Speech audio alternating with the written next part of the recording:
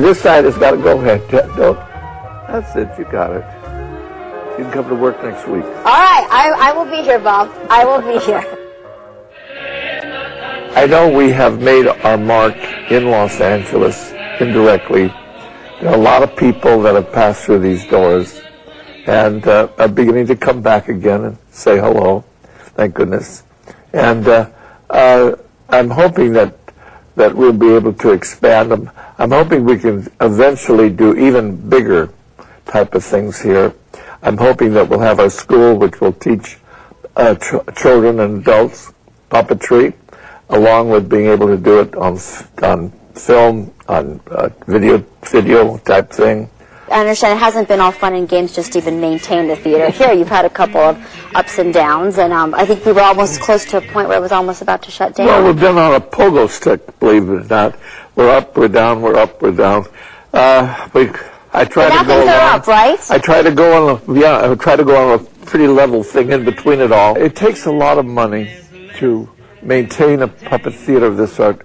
We used to figure it was about $30,000 a month to keep it open. Now it's gone up to $50,000, $60,000, and we're not making it. Basically, the children, we let them come in from the schools at a cut price because they can't afford a higher price. We've had to raise our admission prices to the theater just recently. I said, do we dare? They said, you don't have to do any daring, we've already done it. And I said, oh gosh, I hope they come. Well, they're coming still. Maybe not in droves, but they do come. We have been the best held secret in downtown Los Angeles for the last 50 years, believe it or not. That smells like wintergreen! Oh yeah, that's a type of peppermint. Did you know that? No? How about spearmints? Oh, you're just ready to have one, aren't you? Maybe you want to kiss. Guess that makes you my girlfriend. Let's see. That one's a good one. It's a little bubble gum. Sorry, I didn't get it in your hair. Don't worry. And then we'll just follow up with a little cantaloupe. And how about a little watermelon? Let's see. How about this one? Ooh, it smells meaty. Polish sausage! Here we go, guys. How can the public show their support or come out and be a part of this, or just be able to? Well, there's 3 or 4 ways. One is to call up and make a reservation. You can do it on the internet. You can also call us and attend a show. That helps us, and that helps the Bob Baker Marionette Theater part. Also, you can make a donation to the theater if you wish, which we'd love. We are getting we also have a non-profit corporation, which all of this is listed, I believe, on our website.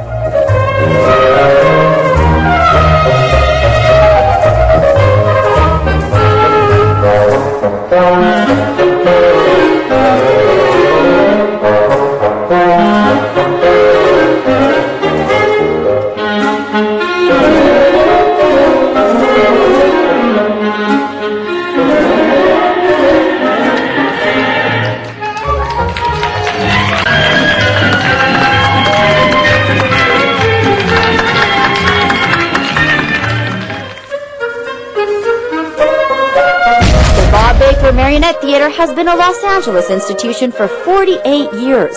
To find out about attending a show or having a show come to you, check out the website at www.bobbakermarionettes.com.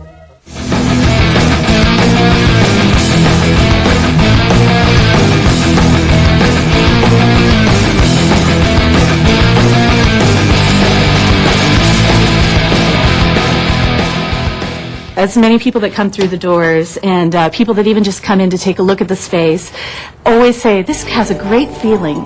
And a great reputation. The Falcon Theater, founded by television and film award-winning director Gary Marshall, continues to bring life to some of the most dynamic stage performances in Los Angeles. Well, you know what? I really enjoyed this last one that we closed our season with this last year. It was called Everybody Say Cheese. And it was the one that was written by Gary Marshall. Okay. The cast was so fantastic. And it was a comedy, but it was so touching. I love plays that have a real arc. Mr. Marshall built the Falcon Theater in 1997 with his daughter Kathleen, launching what has become a mini family empire. This is a small family-run business, and it's very much that way. It's very family, very hands-on, and it is just a very small company. It's a very small staff. The stage is almost as big as the theater seating area. We have 130 seats, so it feels very intimate and comfortable. Every seat's a good seat. We don't have one core company of actors, and we don't have one artistic director. So when you come to the Falcon, you're always seeing something different. Fellowship, a musical parody of The Fellowship of the Ring, directed by Joel McCrary, was recently featured at the Falcon Theater. It's a great space. It's a great location. I've worked with Gary Marshall before, so I kind of had an in there. It's like, hey, You're rubbing elbows with the big guys, right? Yeah, well, I make a couple of appearances in the Princess Diaries movies, so I worked with him on those, and so it just seemed like a perfect fit, you know. Let's do smoking, get myself invited to a Jordan Rainbow Road, baby, oh, every day's made. Because it is a small family theater, all scripts submitted for stage consideration have to go through a selection and approval process, handled specifically by Marshall and his daughter. They're actually the ones with the final say in what we choose for our 5-play subscription season. Whoa. So Gary Marshall actually gets in there and gets in the mix, right? Absolutely. Once a play gets the green light, the pre-production process begins, auditions, props, costuming, and rehearsals until opening night. Like all composers, Fellowship music director Alan Simpson says, once you've experienced the Fellowship, he wants the audience to leave with a jingle in their heads. Wow. Well, the biggest compliment that I ever get after people see the show is that they come up to me later and they say, I'm still humming the songs. You know, so as a composer, what more can you ask for? My wife, Tracy Burns, often tells me, she'll walk into my studio sometimes and she'll just say, thanks so much. And I know over the years now what that means. It means that she's got some tune in her head that she can't get out. Happy birthday, little Bo, though you probably look like you're 47. And eat and drink and smoke bourbon. Let's hang all night, 'cause Bill was putting the bill. Happy birthday, little Bo, you went there and back again. Happy birthday, Bill Bo. Say goodbye to 110. The Falcon Theater offers a full schedule of live theatrical entertainment all year long. Check them out at www.falcontheater.com. You won't believe what you've been missing.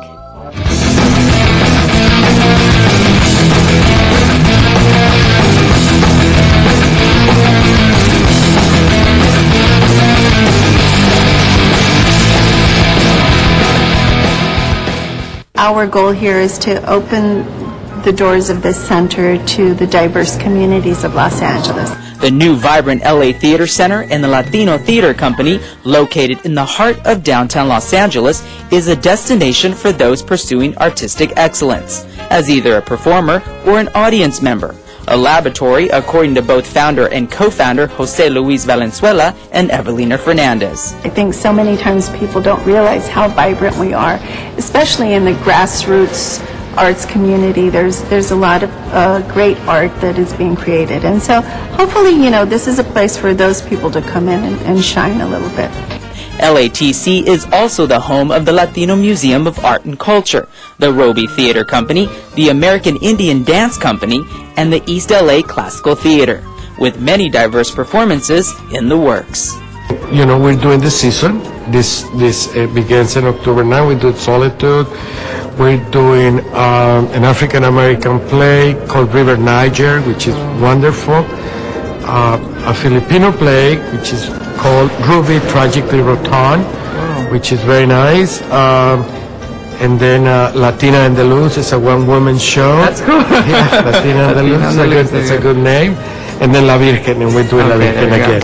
It's just inspiring to know that there's so many great artists out there, theater artists, musicians, visual artist. While celebrating the Latino experience, the theater company also embraces Los Angeles, one of the most diverse cities in the world. We do a lot of Latino because that's our base, but we definitely want other communities to come in here. I mean, if you are black, brown, white, yellow, gay, straight, disabled, you have a home at the new LATC. I mean, that's what this place is about, and it's for all of LA.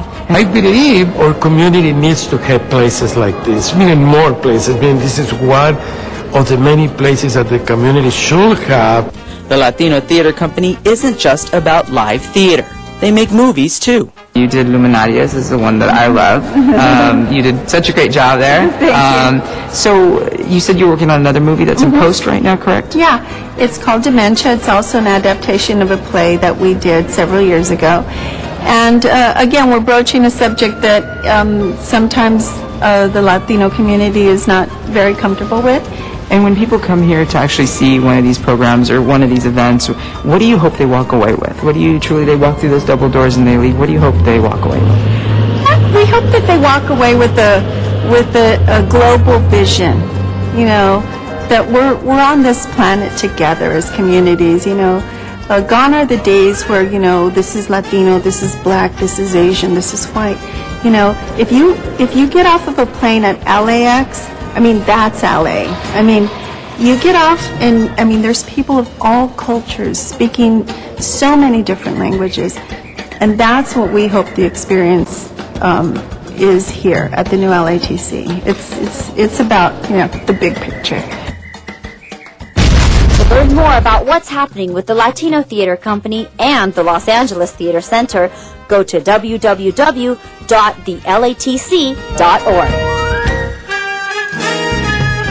Thanks for joining us here on Live in LA. You know what, Russia? We had a good time. Oh, absolutely. And Julian, you actually have got some dancing skills. Well, thank you. You know what? I think we're ready to try out for Dancing with the Stars. What do you think? Not so soon, Happy Feet.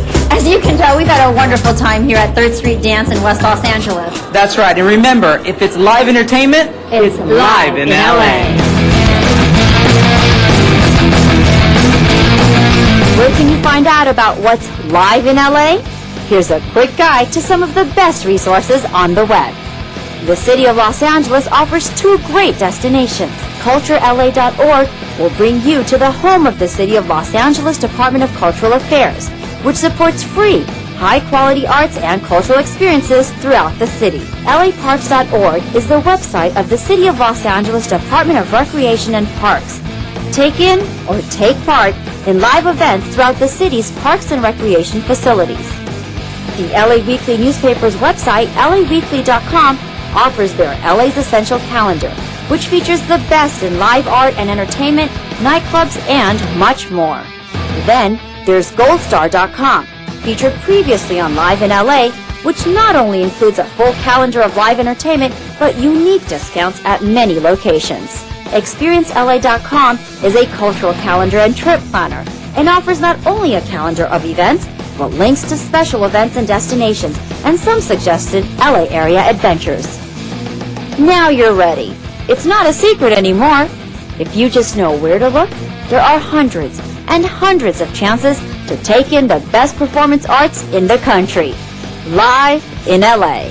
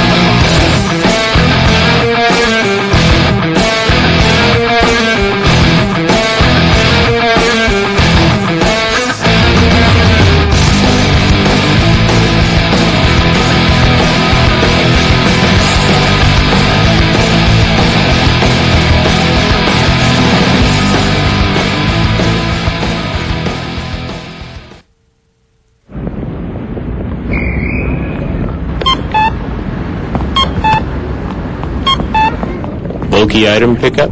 Call 311, the toll-free number for non-emergency services. 311, your one call to City Hall.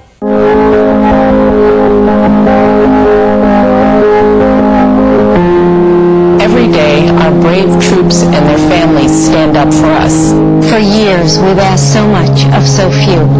Now we have a chance to serve these heroes. To give time, offer comfort, or lend a hand. To ease the burden on a military family. Let's honor their service by volunteering ours.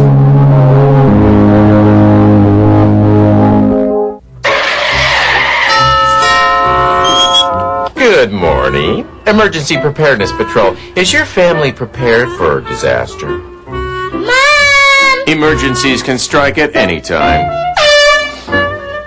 That's why it's important to have a family emergency plan in case you're separated during a disaster.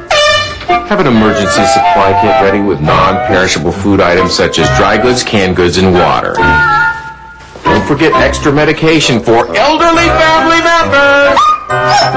And extra pet food, too.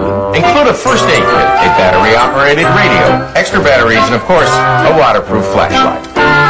And to reduce the risk of serious injury, fasten all freestanding items securely, including water heaters. This family gets a passing grade for being prepared.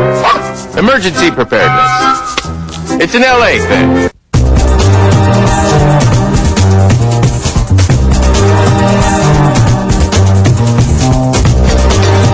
LA City View Channel 35. Your city, your channel.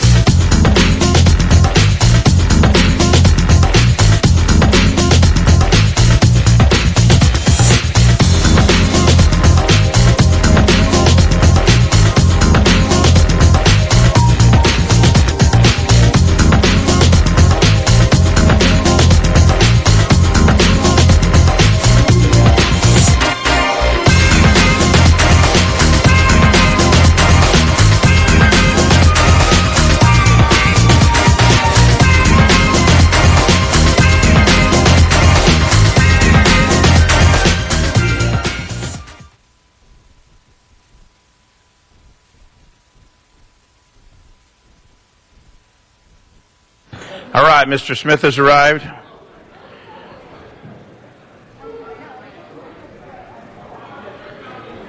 Good morning, everyone. This is the LA City Council for Friday, October 22nd. We are awaiting another member to join us for an official quorum. We will begin with presentations while we wait for the quorum. And Mr. Rosendahl, if you're ready, Mr. Bill Rosendahl for a presentation.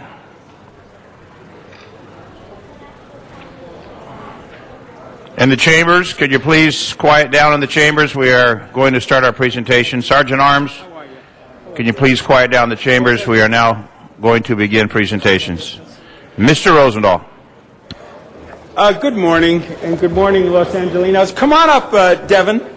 Devin Turner and her family. Come on up. Come on up. You're first. You're number one as far as I'm concerned. And your family. Come on up, family. Mother and father. We're just getting organized here at this very moment in time. People are coming in, so there's a little bit of noise. But thank you so much. Thank you for what you've done and what you're doing. You're an inspiration to all of us. I have cats and dogs and rabbits and chickens and all that. How you doing? Good. Nice to meet you. Pleasure. There she is. How are you? Good morning. How are you? Congratulations. Okay, we're doing a little hugging here as we're starting here because, you know, we're animal lovers, and animal lovers know that human relationships and relationships with Mother Nature is key to making us balanced people. Today we're going to support Devin Turner. Devin is a young 13-year-old young lady, is already a true animal activist, worthy of praise and recognition. Come on right over here and bring your parents right next to you. Come on over. Come on over. You got to meet the parents, too.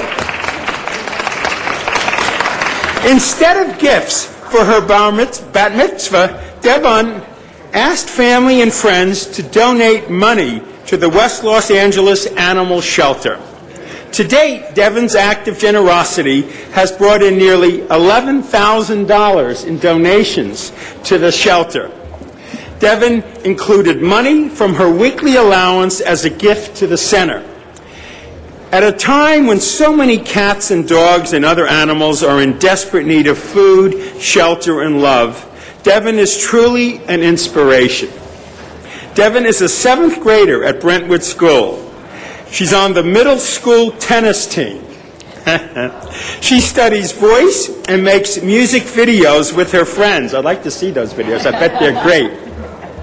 Her other hobbies include skiing and reading. And she, of course, loves cats and dogs. I wouldn't be surprised if she had one of my chickens. She would love that, too, as well. In addition to her generous monetary donation, Devin also sponsored a dog kennel at the West LA Animal Shelter through the Love Plaque program. You know, that's a great program. If you really want to do something, you have a few bucks, you can get something, you know, in a partnership with us and make a difference. My colleagues all know these issues of involving animals are near and dear to my heart. And I am truly moved and honored to be able to recognize such a wonderful young woman whose selfless acts are going to benefit so many creatures that cannot defend themselves. I know this is just the beginning of what will be a long life of service for Devin. It is my hope that her deeds will serve as an example to her peers and to others. Devin, you're the best. You're an inspiration to all of us. We got a huge thing signed by everybody here, including the mayor and everybody else in the city. This is for you. Now, come on up, Devin, and say a few words. Just a couple of words about whatever you want to say. No, just about why you love animals or something like that. And Mom and Dad, get right next to her. Yeah, go ahead. It's okay. Just say thank you if you want. I just want to thank you all very much for this award. Yeah, thank you. Now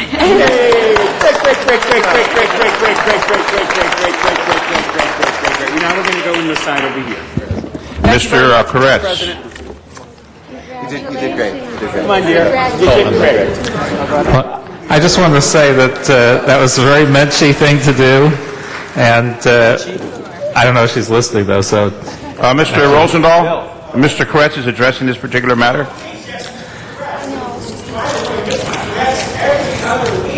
Donates to cats and gets up there and does a whole thing about cats. He wants to say. I just want to say it's a very Menchie thing to do. We greatly appreciate it, and just so you know, if you want to leave with a kitten on the way out, we have our Feline Friday today, so you have an opportunity. But we thank you for what you're doing and hope you keep doing it. Thank you. Announcement from Mr. Cardenas, then we'll get to Mr. Garcetti. Yes, thank you. Before we get in the presentation to honor the great Congresswoman, I just wanted to announce that there is a new Angelino as of Friday, October 15th at 2:47 p.m. at 8 pounds 12 ounces, Alexis Viviana Cornejo, the daughter of Jose Cornejo and Lupita Cornejo. And Jose Cornejo is my chief of staff. Just wanted to congratulate them and also her bigger brother.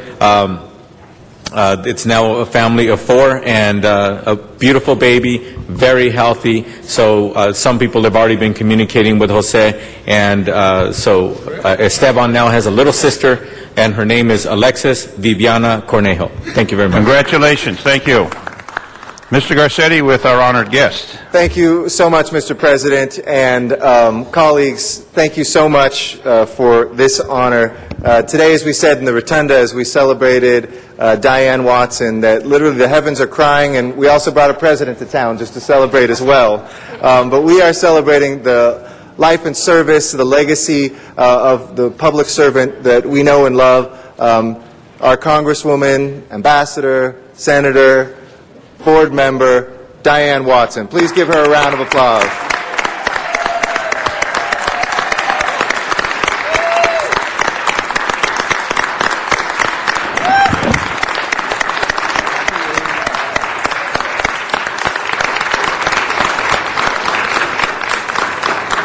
The Congresswoman and I were just chatting, and she said, I remember when this building was the tallest building in Los Angeles. And what that speaks of is that, like this building, she is of and from Los Angeles, a beacon of justice, an inspiration to all of us, somebody who has done and who has embodied, I think, more public service than anybody at all levels than I can think of, a daughter of Los Angeles who grew up to be one of our city's greatest champions. She was born in and is a lifetime resident of California's 33rd Congressional District, which she has represented since 2001. I think there's probably about 5 of us on this horseshoe who overlap with that congressional district. But in 1975, Congresswoman Watson became the first African-American woman to be elected to the Los Angeles Unified School District. If you can imagine, put yourself in the 70s for a moment. Lorraine Bradley is with us, the great daughter of the great Tom Bradley. And we had just recently taken the brave step forward of electing this nation's first African-American mayor of a large city like L.A. We still had a lot of battles, though, in the schools and in our communities. But Diane Watson's commitment to standing up for all of our city's children was quickly made apparent through her efforts to expand school integration at a time when still not everybody embraced that, but also to toughen academic standards, to do well for all students in all neighborhoods. In 1978, she built on her success at the school district and was elected to the California State Senate.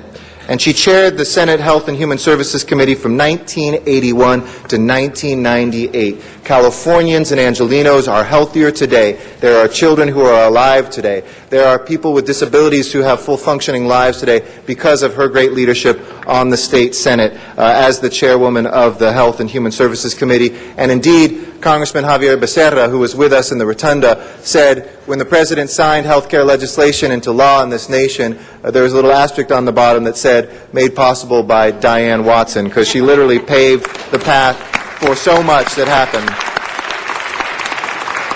As chair, she emerged as a national leader, not just a state leader, for health care, consumer protection, women and children. In 1993, she authored the California Birth Defects Monitoring Program Act, pioneering researches into the causes of birth defects, and that monitors fully 1/2 of the state's births, some 300,000 And as Mr. Cardenas just said, they're happening every single day. Births that occur throughout this state, collecting data on more than 200 structural birth defects of medical significance. In 1993, Representative Watson also authored the Residential Care Facilities Act to ensure that senior citizens receive quality care and nursing and assisted living in their homes, which California has been the model in this country. Congresswoman Watson has also been an advocate for common sense welfare reform in the state of California, playing a major role in formulating the state of California's TANF program, which provides education and child care, employment services to those who are seeking economic opportunities and facing tough times, a program whose importance is even more critical today and which is endangered every single day by our budget crisis. Then Senator Watson's work came to the attention of the White House. And in 1999, as if the city and the state hadn't been a large enough platform for her, President Clinton appointed her to serve as the United States Ambassador to the Federated States of Micronesia. And she traveled across an ocean to proudly represent all of us and every citizen and resident of the United States. Diane Watson exemplifies the best of our city and of our nation. She was elected to Congress in 2001. Elected former Representative Julian Dixon, who was a giant as well in our times. She succeeded him and built on his legacy of activism and work for social justice, and she filled in that last piece of her resume, service at the federal level, which we are so proud. She was reelected November 5th, 2002, to a full 2-year term and has served in each succeeding Congress ever since. In Washington, she has provided leadership as a member of the House Oversight and Government Reform Committee and as the chairwoman of the Subcommittee on Government Management, Organization, and Procurement, and as a member of the Subcommittee for Domestic Policy and the Subcommittee on Information Policy, Census, and National Archives. And we all know, going through the census, just how important that work is to make sure that our communities get what they deserve, that they are counted, that nobody is left behind, and that we get the resources we need. The Congresswoman has also served the interests of the residents of Los Angeles and the American people as a member of the House Foreign Affairs Committee and the Subcommittee for Africa and Global Health, the Subcommittee on Asia, the Pacific and Global Environment, and the Subcommittee on Terrorism, Non-Proliferation, and Trade. She's the chair of the Congressional Entertainment Industries Caucus, too, which is fitting because she is the Congresswoman from Hollywood. And for those of us who represent Hollywood, which is made up of a heck of a lot of stars, none burns brighter than Congresswoman Diane Watson. It is the fitting place for her. Although she represents all neighborhoods, she is a superstar in Hollywood as well. She's the co-chair of the Korean Caucus, which you can see. She's the member of the Women's Caucus, the Progressive Caucus, the UK Caucus. I don't know how she found time to do so much work, but she, if you've ever been with Diane Watson late at night, when you decide to go home, she is still out there working and making sure people know. And we all know that she has an incredible energy that some of us a few years younger do not have at the same level. It is inspiring. So today we congratulate Congresswoman Diane Watson and applaud her exemplary effort and accomplishments on behalf of her district, the City of Los Angeles, the State of California, the United States of America, and dare I say, to the entire world. And I know that many people are going to want to say things. We had a wonderful ceremony in which we had clergy and musicians and community members. The Congresswoman was recently honored in Korea. I don't think that her days of service are over, but as she retires from the United States Congress, we celebrate the success of this chapter. As this chapter closes and a new one opens, we know that you will continue to be that superstar in Hollywood, in Los Angeles, and far beyond. And on behalf of all of us, we present to you with this certificate of congratulations from the people of Los Angeles.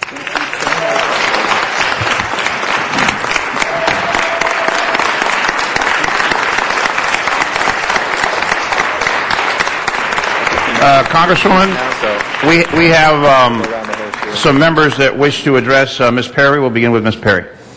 Thank you, Mr. Chair. And to the Congresswoman, simply put, you are an inspiration, and you have always been generous with your time and generous with your spirit, and that's just emblematic of who you are. My best memories, thoughts, and joy of knowing you have been talking to you about your mother and all the great stories that we shared really just sort of exemplify the the kindness and the passion and compassion you bring to everything that you do. So I want to say thank you publicly, and also to congratulate you and to say how lucky we are that we're going to have you here full time. I hope. Ms. Hahn? Well, thank you. I rise today to just really congratulate you, Congresswoman Watson, on your incredible lifetime of public service. You really epitomize to me what it means to be a public servant and what it means to be a woman in public service. From your time on the school board to our state senate, to being a congresswoman, you have been so strong and so mighty in your advocacy for people, and your legacy in terms of protecting consumers, your legacy in terms of your passion for health care really will live on in people's lives who are now healthier, in babies who will be born healthier, in people who will live healthier lives. And I'm sure it was a thrill for you to be in Congress as President Obama finally decided to help pass, with your help, a great health care legislation for all Americans.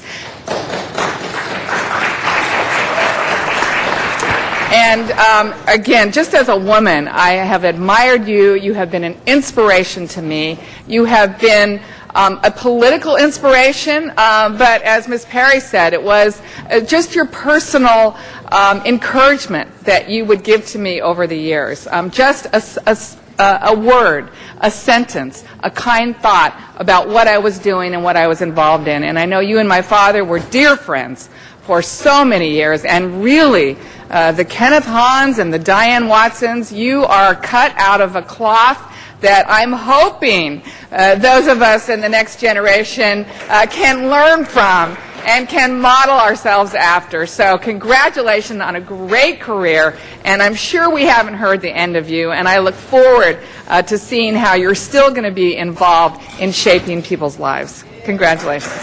Mr. Cardenas. Thank you very much. I want to congratulate you on your 30 years of tremendous, wonderful leadership and service, and you've been recognized around this country as being a great leader. As my colleague Janice Hahn just mentioned, you've been the leader on many, many issues, helping the people who truly need to be helped. But one of the things I want to point out is that you introduced the first bill to professionalize gang intervention and to be recognized throughout the country. And with that, this bill is based upon the work of the community. This is a product of community gang interventionists who have taught us policymakers about what they need. Now our job is just to put it into statute so that they can be recognized and continue to flourish that wonderful work. So you're the first Congress member to ever do that, so I want to thank you for doing so. In addition to that, this model is something that the City of Los Angeles adopted, and now you're taking it to the national level. Your leadership and your recognition of things that most elected officials might think, that's nice, but then ignore it, is the reason why you are so special. You have worked on issues that most elected officials have passed up. And one of the things that I want to tell you again, and I've said this publicly before, when I got elected to the legislature, I met you then. And when I saw you working, I was so impressed that I did literally say, I want to be like her.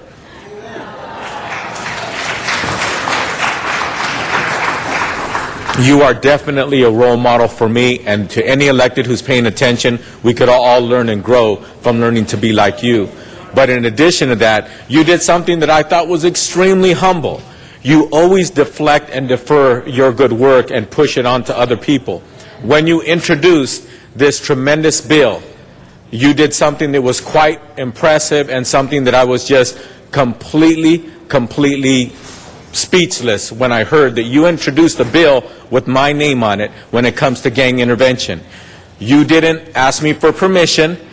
You didn't take credit for it, but you did it, and then I found out after the fact that you had introduced the bill. So I just wanted to say, once again, there you go, being the kind of elected official and public servant that isn't about you.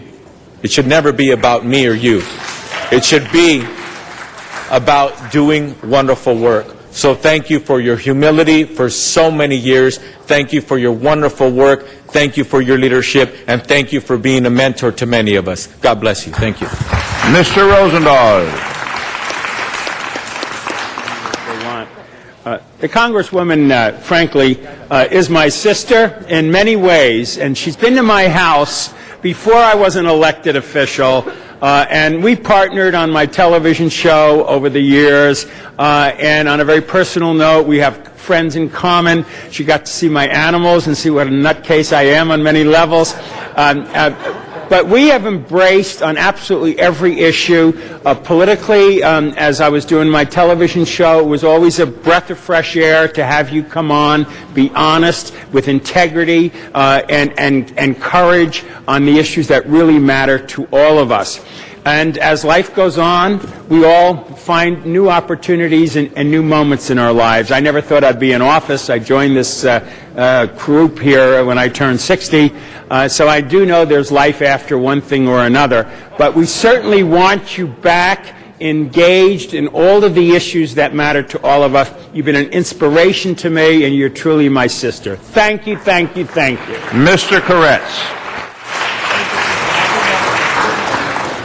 Well, as I said earlier in the rotunda, I was proud to have worked on one of my first political campaigns for you in the early 70s, and I've, of course, been proud to watch what you've accomplished over almost 40 years in elective office, and you've been an inspiration to me and one of the reasons that I wound up running for public office and have gotten involved in public service. And one of the things that was mentioned that I think I should amplify on is your groundbreaking election to the school board. What most people don't remember is back then this was a citywide election. So it wasn't just your own geographic area where people knew you. You really had to be recognized for your good work in education citywide and build a coalition where people didn't know you, and we had to get the good word out. I was happy to participate in that on the West Side, but it's not a coincidence that you were the person that broke that ground. We thank you for your great capability and all your accomplishments over the years. You've had one of the remarkable careers in public service, and we in Los Angeles all thank you for that. Mr. Alarcon.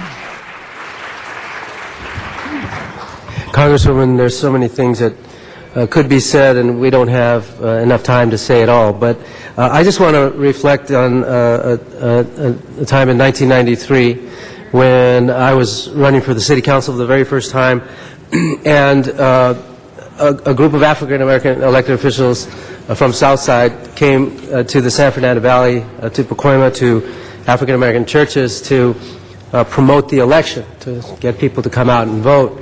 I tagged along, and I'll never forget that initially when I was there, you kind of kept looking back at me like, who is this guy, and why is he coming with us? Mark Ridley Thomas explained to you who I was. I had worked for Mayor Bradley, and we had met a couple of times, but we really didn't know each other. A couple of churches, a couple of one-minute speeches. By the third church, I had you. You endorsed me to the rest of the churches that we visited that day, and I've never forgotten that. But really, just a tremendous champion for our community. It wasn't just about serving your district. You reached out to the communities like you did that day in Pacoima to ensure that we are promoting something that is the foundation of so many of our activities, and that is the civil rights of the people of the United States of America. That's what your career is all about. It reflects it in every way, shape, and form. That it recognizes the imbalances in our society and the work that we have to do to correct those imbalances. You're a champion. We love you. Thank you so much for your service. We anticipate much more, and we'll be there going with you to churches or wherever else you need us to go for you. Thank you. And Mr. Reyes. Thank you, Council President. I'm very humbled to be before you. I want to thank you for everything you've done. As a fellow Bruin, I'm extra proud to know that we have been able to look at our universe and your universe is so huge. I am very grateful. I believe about 8 years ago, I was in Washington, D.C., and we came to your office and we spoke about the Los Angeles River. And you mentioned Compton Creek, and we talked about, okay, what are its impacts? And you, along with many other delegates and representatives from the area, signed this letter that gave us the first entree into the various agencies and departments, and get the Army Corps to look at this at a very different light. But what's extra special is that you knew the river was a corridor, you knew Compton Creek was a spine that comes away from that major arterial, but your focus is regional. And there was a spirit there that said, I may not be the first, but I know I'm part of a solution for everybody. And that in of itself allowed us to take up some very important momentum in Washington, D.C. to look at this region, its watershed, its environmental issues, in a manner that spoke to quality of life. And so for that I thank you, because you set a precedent amongst other Congress members. You got more attention, and if it wasn't for that spirit, I don't believe we'd be where we're at today, given all the work you've done for us. I want to thank you for that and for your career's work in impacting our quality of life. Thank you so much. Mr. Labange. Thank you very much. We had a great reception in the Rotunda. All your friends there who came to join, and I'm sure there's many others who want to be here. Lorraine Bradley, who spoke so eloquently of her father, all that you've done. I first got involved because you were so helpful to me. The school district at the time didn't have districts by they weren't by district, they were citywide, and Diane was a member of the Board of Education, and I was from Marshall High, and I wanted to do things at Marshall High, and she's from Dorsey, her colors are green and white, and she's very proud Dorsey graduate, but she helps out. She helps people out, and you've done that your whole career, as many have spoken. So, Diane, I love you. If Johnny Grant was here, he would say great things about you, as everybody who's went before. You've truly been an inspiration, and I love you, and congratulations on serving the United States in Congress, and congratulations on your next steps, and all those people love you, and everybody else, too. Thank you, Diane. Thank you. And Congresswoman, I just want to offer my congratulations. I've seen you in different venues, activities. You're always so humble, sophisticated, direct, compassionate. You have such great qualities, and that has been shared with the people of not only Los Angeles but the country. God bless you in your future endeavors. The microphone is now yours. Thank you so much. I am extremely humbled this morning to be at the Los Angeles City Hall, where my father worked with Gil Lindsay. I know a little bit of history on so many of you, and I was listening to Ms. Hahn, whose father and I worked together for years. And whenever you went in to talk to Kenny Hahn, he gave you a history lesson, or he gave you the wisdom, but what came through was his sincere and deep commitment to the county, this city, and the state of California, and really the country. And we learned so much from your father. And then I'm standing here next to a junior, a Cassetti. I worked with your father, and when I had problems, I'd call him in, to the office and say, we got to do something about the gun shop over here, or whatever. Each and every, Mr. Rosenthal, it was wonderful coming and having conversation with you from time and Jen, all of you. But I want to say, I was born on 50th and Central in the home of Judge Brody's mother.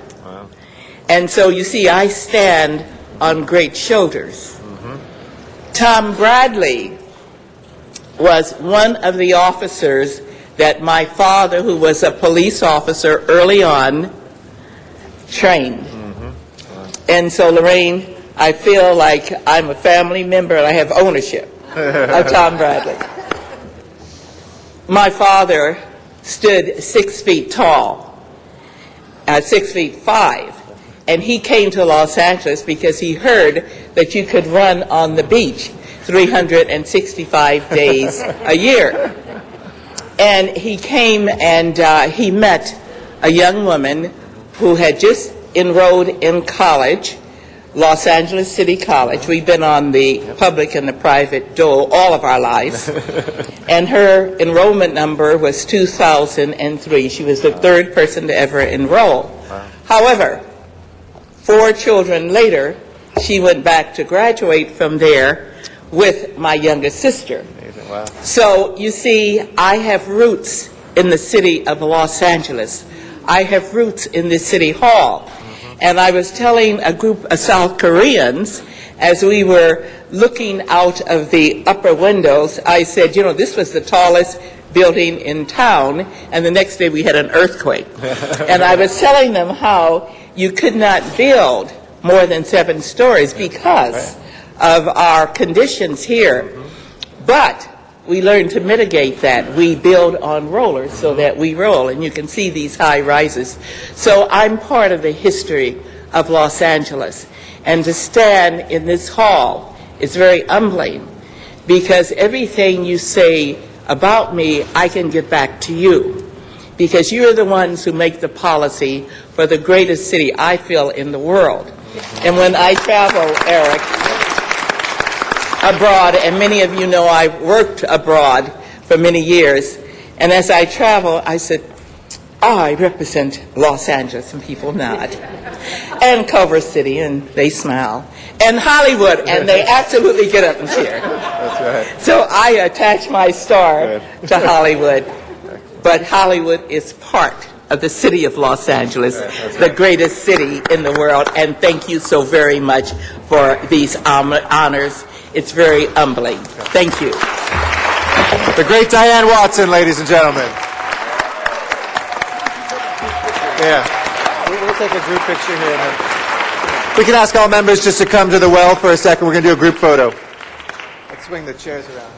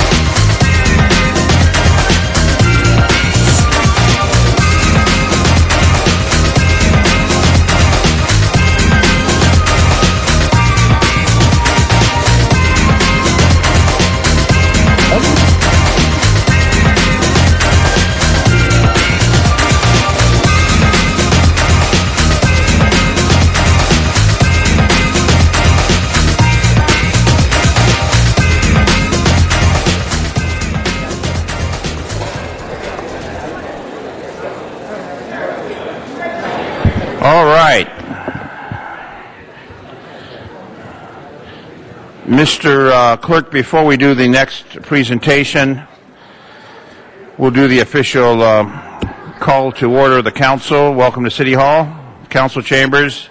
This is official meeting of the City Council. Today is Friday, October 22nd.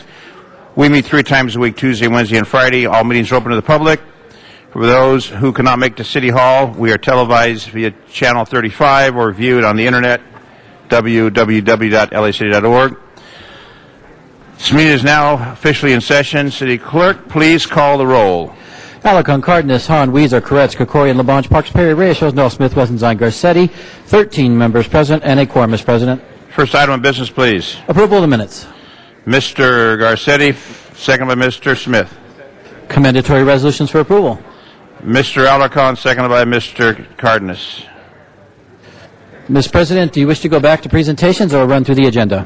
Let's run through the agenda since we're currently having the chambers in excitement mode. Before beginning the regular agenda, there is a request to continue items 1 and 12 to November 9th. Without opposition, 1 and 12 continued to November 9th. On the regular agenda, items 2 and 3 are items for which public hearings have been held. On number 2 and 3, special. Special for Councilmember Garcetti. Special on number 2, no. Seeing nothing. Open the roll, close the roll, tabulate the vote. 13 ayes. Next group, please. Items 4 through 13 are items for which public hearings have not been held. 10 votes are required for consideration. On those items, Ms. Perry? Chair, I needed to call special item 3 on behalf of Mr. Parks. It's special. We call it special. Okay. Any other items, colleagues, for specials? Mr. President, in that section, I believe there's a substitute motion that works on number 8. Do you wish to hold that? Hold that, please. And you do have cards on a number of those items. Then the ones where we have cards, please call those special. Items 4, 5, 6, 7, 11, and 13, which now leaves before council items 9 and 10. On the specials, colleagues, seeing none, open the roll, close the roll, tabulate the vote. 13 ayes. All right, next item, please. That does take care of the items called special on the agenda. Back to public comment or presentations. We'll go back to presentations. Ms. Perry, I'm sorry. Ms. Perry?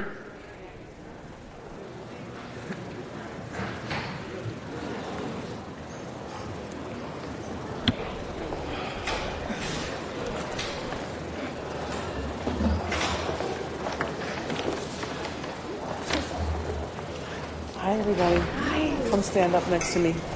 Take your name tag, put it on your back or something, and then come stand around me. Good afternoon, Mr. Chair, and it's my privilege today to raise awareness for Fall Prevention Week.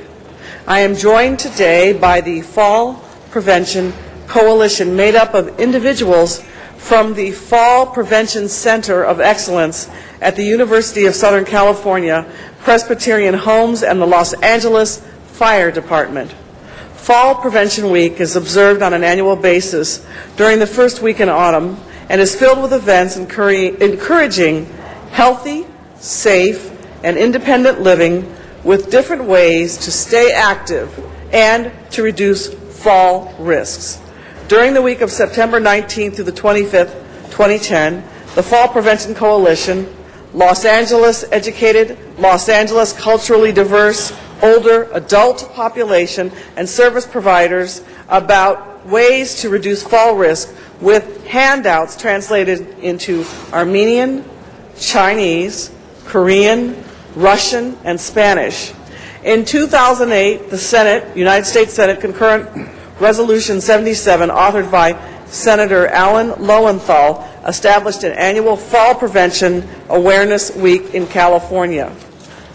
This year, for National Fall Prevention Awareness Day on September the 23rd, more than 30 states joined California in promoting fall prevention. On October the 27th, FPC LA will also hold a walkability workshop to raise awareness of the issue of outdoor falls and promote pedestrian safety in the Fairfax community of the 5th Council District. And so I am happy to be a part of this important cause today, and it's my pleasure to present this resolution commemorating the efforts of the Fall Prevention Coalition and its supporters. And I'd like to, before I do this presentation, invite Emily Neighbors, Program Coordinator for the Fall Prevention Center, and Anna Nguyen, Research Scientist for the Fall Prevention Center, just to say a few words. Okay, sorry. Thank you, Councilwoman Perry, for the opportunity to address the City Council. The Fall Prevention Coalition Los Angeles is funded by the Kaiser Foundation. Our mission is to reduce falls among older adults by raising awareness, establishing a network of services, and advocating for policy change. Falls are a major health problem among older adults. As you may know, about 1/3 of older adults fall every year.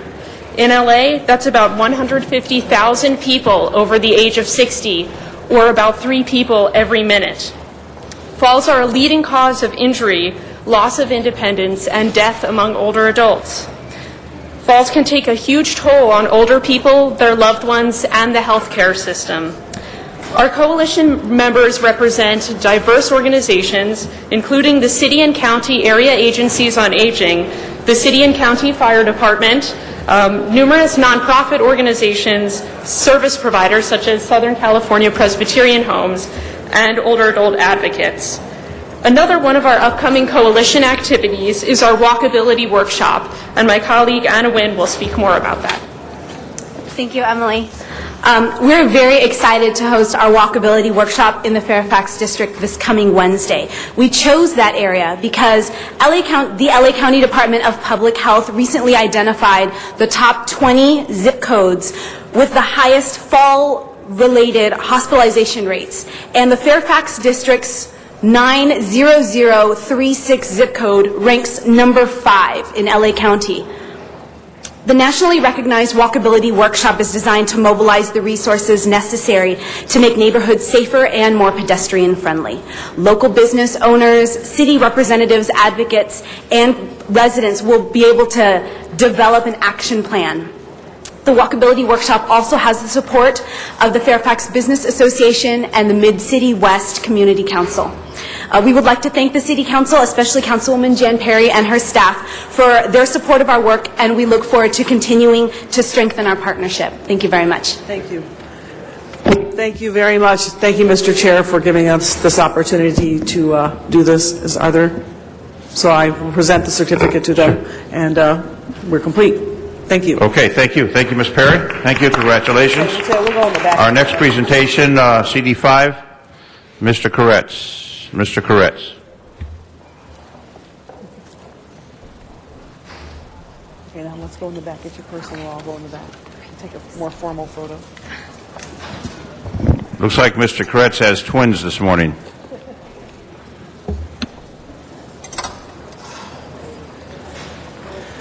Well, you were right. Thank you, Mr. President. We have 2 beautiful Siamese kittens, Tom and Jerry. This is Tom. He is 8 weeks. They both are actually 8 weeks old and neutered. They're Siamese mixes, and they're just gorgeous little kittens.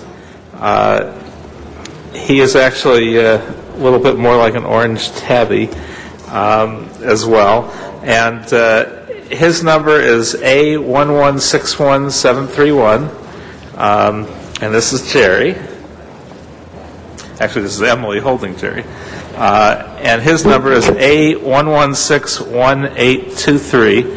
If anyone wants to adopt these, if you're in the building, come on down, or if you're in the audience. Otherwise, you can call my office at 213-473-7005, and we can help you as well. Part of our Feline Fridays, 2 of the wonderful kittens that you can get at any of our 6 animal shelters. So come on down and adopt one or both of these 2 beautiful kittens. Mr. Rosendahl, I think you have a bit going. To say as well. Paul, you're terrific, and I'm really glad you got elected to the City Council and that you love animals the way you do. I very much would have picked up these 2 kittens, because I have 3 kittens, but the law says 3. So we're going through a process to change it to 5. Once we change it to 5, which I hope my colleagues will go along with us, it would be wonderful to pick up a couple of more little kitties, especially these 2, which are adorable.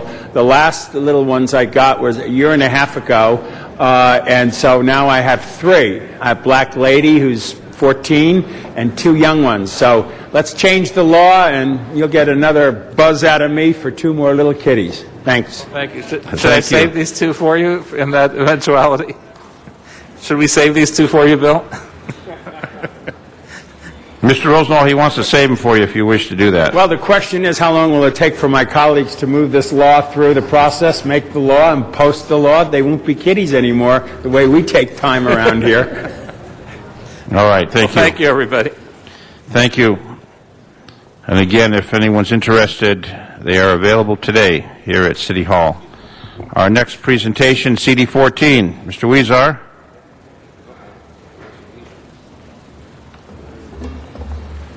And colleagues, this will be our last presentation for today. Mr. Weezar. Not behind. Thank you very much, Mr. President, Mr. Zine, and it gives me great pleasure to stand here today to recognize some individuals and an organization that were responsible for hosting one of the largest outdoor music festivals in the city of Los Angeles. And I'm talking about the Eagle Rock Music Festival.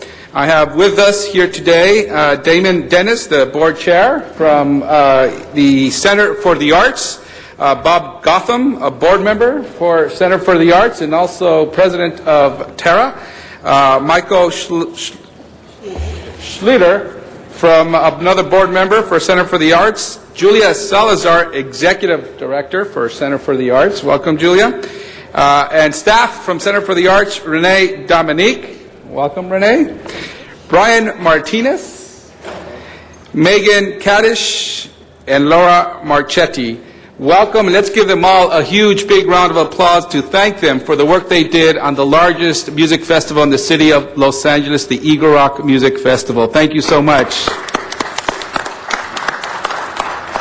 You see, each year, part of Colorado Boulevard gets shut down for several hours, replacing the tires with feet, and Angelinos stroll from stage to stage, hearing music and beats from emerging Los Angeles bands and DJs while celebrating the Eagle Rock community, supporting local businesses, and enjoying a bit of culture. Nationally noted, this nonprofit community street festival just keeps getting bigger and bigger. This year was the 12th festival, and we think about 100,000 people attended. Music lovers, kids, and people from all walks of life came out to enjoy some music under the stars. Although that sounds like a lot of folks, it's easy to find the familiar and friendly faces of your neighbors among the crowd. The growing popularity of this festival has a lot to do with the commitment of the center staff to finding emerging local artists that make groundbreaking music. It is their close attention to the mix of bands and the program that makes this festival one that's attended by ethnically and culturally diverse group of music lovers of all ages.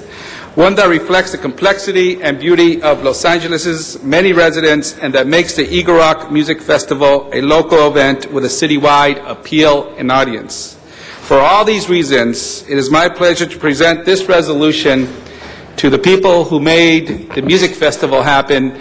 And it's always a pleasure for my staff to work with you with this, because they say, number one, you're easy to work with, it's for a good cause, and above all else, we all enjoy the beautiful music that day. Congratulations, and thank you very, very much.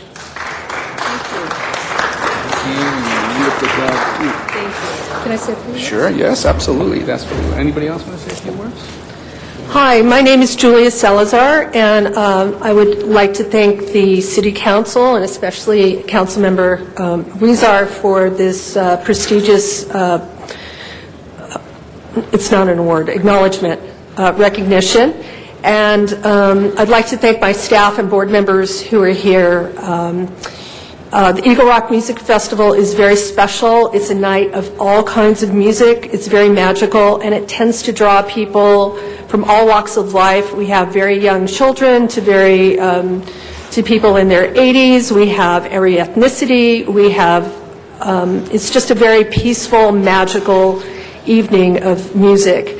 I also want to thank the City Council for their continuing support of the arts. We're one of your arts partners in Eagle Rock, and we provide a lot of programs for kids, after-school programs, exhibitions. We employ lots of different types of artists, and thank you for this acknowledgement. Thank you. And thank you. Yeah, thank you, Julia, and thank you for the wonderful work you do. And also, Damon Dennis, the board chair, will share a few words. I would just like to say again thank you to everyone for your support on the festival. It's very helpful for us. It kind of gets our name out there.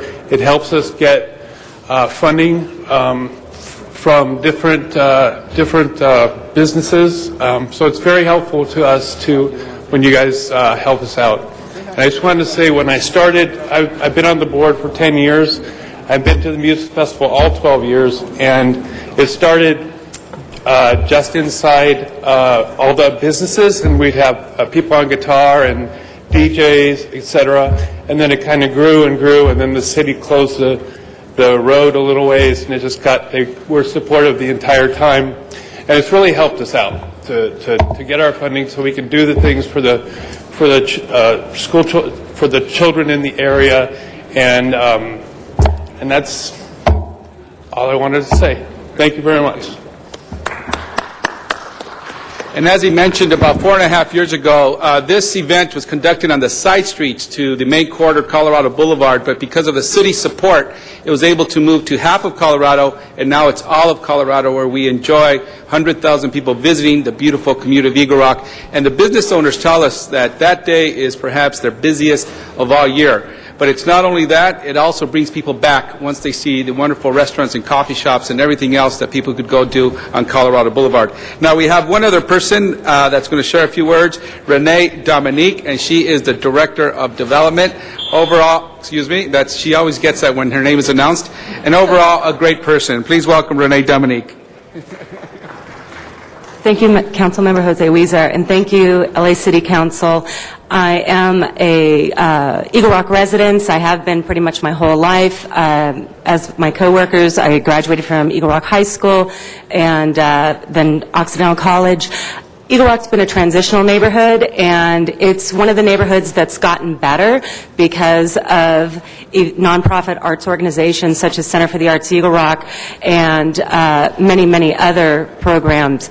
The support of the City of Los Angeles is a great help to us. We're privileged to be in a beautiful building, and I believe we're good stewards of that space. I encourage you to come to one of our many events. We have lots of art receptions, concerts, screenings of films, lectures, and we do provide many art classes to a lot of the schools where their art programs have been cut. So I just want to thank you so much, and I love the City of Los Angeles. I do believe it's one of the greatest cities in the world. Thank you all for all of your service and all the hours that you put in. We really appreciate what you do, and thank you very much for this acknowledgement. Thank you. Mr. Labange. Thank you very much. I just wanted to give a shout out to Eagle Rock, and especially Jose Huizar. It has made a difference. You talked about how it makes a special day. You have created that and really stemmed the upwards of economic development of a village neighborhood. Congratulations, Eagle Rock. And to you, Mr. Huizar, keep the arts coming. One final comment? Yeah, I just want to say one more thing. I'd like to point out Brian Martinez, who everyone works very hard at the center on the music festival, but he works probably half the year or a little bit more, listening to bands, listening to their CDs, and helping us out a lot. So, if you want to know what's happening, If you want to know what's happening in the music scene, both underground and above ground, you talk to this young man right here. Thank you very much. And just so you know, that's coming from a former and current heavy metal fan, Mr. Weezar. So he says that with authority. Thank you very much. Appreciate it. Congratulations to everybody in the festival. We're going to take item 3 out of order and then go to public comment. If we can take item 3 and ask our actuarial to come forward for our actuary to come forward for our actuarial report on the proposed retirement tier for the March 2011 ballot for the Los Angeles Fire and Police Pension System. After that is done, today, colleagues, we are just going to be listening to the presentation of the actuary, and we'll probably be taking up for a vote on Tuesday or Wednesday of this coming week. I think it's Tuesday, but we'll hear that first. Ms. Perry, did you want to say something real quick? Yeah, I wanted to make this verbal amendment on behalf of Councilmember Parks because item number 3 on today's agenda failed to specifically state the amendment. So he has asked me to please state the amendment, and so that it is clarified, and it says, quote, committees adopted the CAO report as of October 15, 2010, end quote. This was verbally stated in the Joint Rules and Personnel Committee, but for whatever reason it was not included in the report, and Mr. Parks has asked me to make sure that it is clarified and that it is added as part of the public record so it can be amended into the report. Okay. And we're not going to be voting on that today, so I know Mr. Parks is going to be back on Tuesday, so we're just listening to the actuary today. With that, Mr. CAO.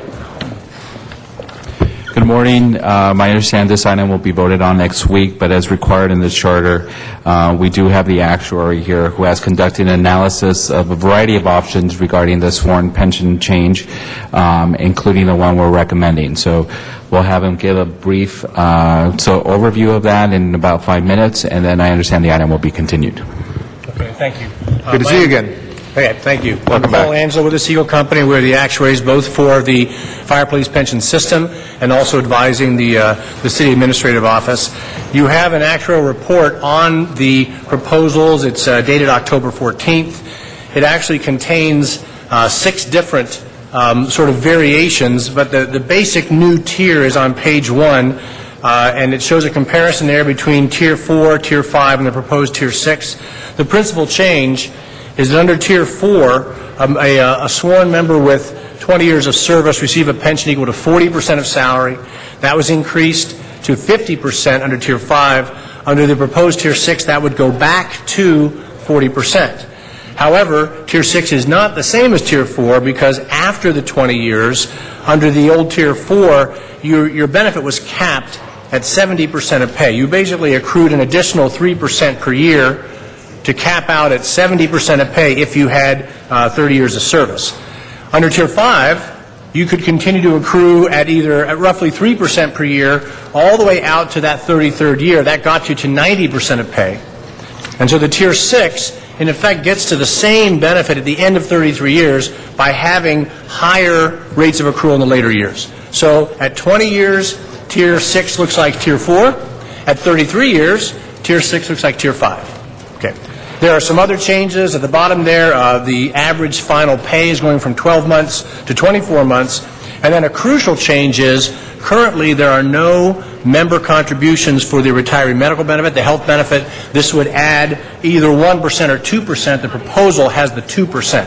So option 6 at the bottom of page 1 is the one that we are actually pricing. With that, I'll just go to the page where the costs are shown, and then I'll open for questions. If you go to page 7, at the top of page 7 shows the cost of the current Tier 5. And if you add the cost together, it's about 31.5%, of which 22.5% is paid by the city and 9% is paid by the members. If you go to the bottom of page 8, where you see option 6, that's the one that has the 9% member contribution, the 2% going into the health plan, and the 2-year final average, you'll see if you add it up that the total cost is about 28.5%. Of which the member's cost is 11 and the employer's cost is 17.5. So the real change here is that the total cost has gone down, but also the member's contribution rate has gone up by 2 full percentage points. We can go on about actual assumptions, anything else you want, but that's the nuts and bolts. Mr. Garcetti. Thank you very much, Mr. President. And just to clarify, we clarified with the clerk, there is no need to add that amendment. The report already reflects that, so I think Ms. Perry's amendment will be able to withdraw, but we're not voting on things today, and we've consulted with Mr. Parks' staff on that, and they are comfortable with that it's there, what he had asked for. In terms of this, folks, and we don't have to do a long debate today, I just wanted to be very clear. First of all, thank you to our actuary. I know it's a very busy time for actuaries around the country all of a sudden, which is probably a good thing for your business, one bright spot in the economy.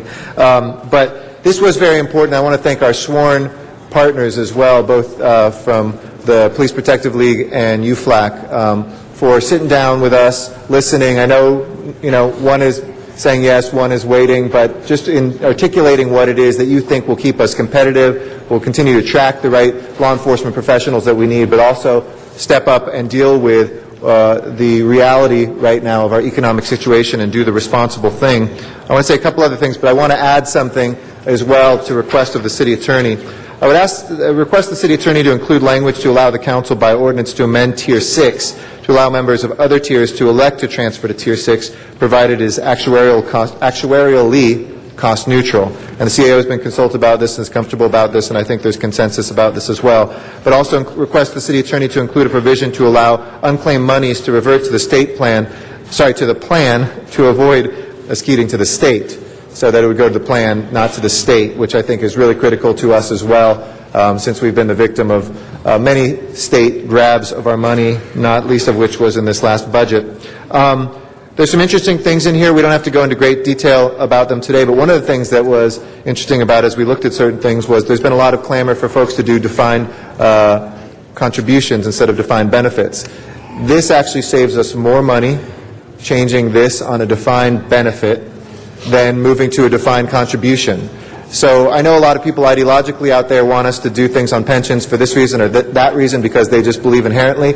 We stick to the numbers. And an actuary who is bound by law to do analysis, not based on politics but based on numbers, actually showed that when a pension is designed the right way, it is cheaper for the people of Los Angeles, it is better for the workers. They're not left, as we've seen in car companies and others, where you suddenly have a pension that was based on a 401k that disappears. It is better for our economy, and as we suspected, it continues to help us be able to address the budget deficit.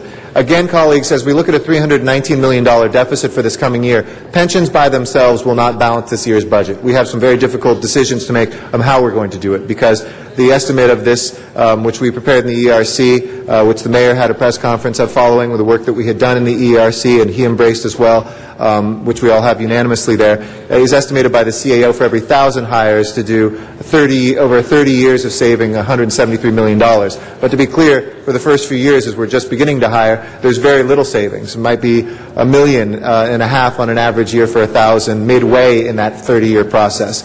So these are really important because over time, if we hire thousands, which we will replace all of our firefighters and our police officers probably in the next 30 years. It's a pretty safe assumption. So for about 14,000 people, we will save over $1 billion. Actually, it's more like closer to $2 billion than $1 billion over the time of those 30 years, so that our successors can look back here and say, thank goodness that this horseshoe, whoever was there, we don't remember their names, we don't know who they were, did the right thing. Thank goodness we had a CAO and a CLA that helped us work through that. Thank goodness we had responsible union leaders, because right now we're wondering who was there 20 years ago who wasn't thinking ahead. And if we can do this the right way, I think it's something that will help us long-term do the structural reform that is demanded of us, that is the right thing to do, and that will help us keep Los Angeles healthy for years to come. So, again, thank you to the actuary. We're not going to be voting on this today. We can have the weekend, and I thought it was best for the public, for our unions, for our council members, and everybody to be able to absorb this over the weekend, talk to the CAO and CLA about any questions, and then on Tuesday we will hopefully move forward with preparing this for ballot with the amendment as I asked for today. Thank you. Thank you, Mr. Garcetti. Mr. Clerk, is there a vote required now? I don't know if there's any objection to continuing it to Tuesday. The matter is just continued. Okay, very well. Now we'll go to public comment. Thank you all for that discussion on pension. Bobby Cooper, public comment.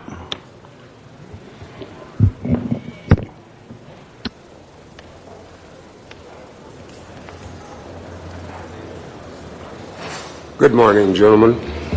As you know, my name is Bobby Cooper. I was here last week, I guess, first part of this week, I guess it was Wednesday, and I came in and informed you that I was having problems with a few individual Los Angeles Rampart police officers in the building of my apartment. I informed you that there was wrongful death of a gentleman next to me in June. I informed you that Rafael Sanchez attempted to enter my room with a pillow. I assumed to smother me in a briefcase to take the rest of my documents out of here. You know, I don't need to keep coming down here. I'm a citizen. If I'm African American, you can see that. I'm being mistreated. I don't know what to do about it. I come down here and I've appealed to all the law enforcement officers and agencies that I could possibly, and nothing has been done. Now I go home. That Wednesday, Rafael Sanchez is dead. The man is dead. I just got through mentioning his name. Is that to keep him from substantiating the allegations made here today? I don't know. You know, I don't make assumptions, and I don't make allegations without merit. You notice I have mentioned the names of these police officers. You know, I don't make allegations without facts, and that's the reason. I'd appreciate it if you protect my life as you didn't protect my mother, my brother, my father. Those are three people in my family dead behind my money, my insurance money. I'm being stalked like an animal, and I keep coming down here, same thing. Thank you, and you have a blessed day. God is going to handle this one, though. Believe me, He will. Arnold Sachs.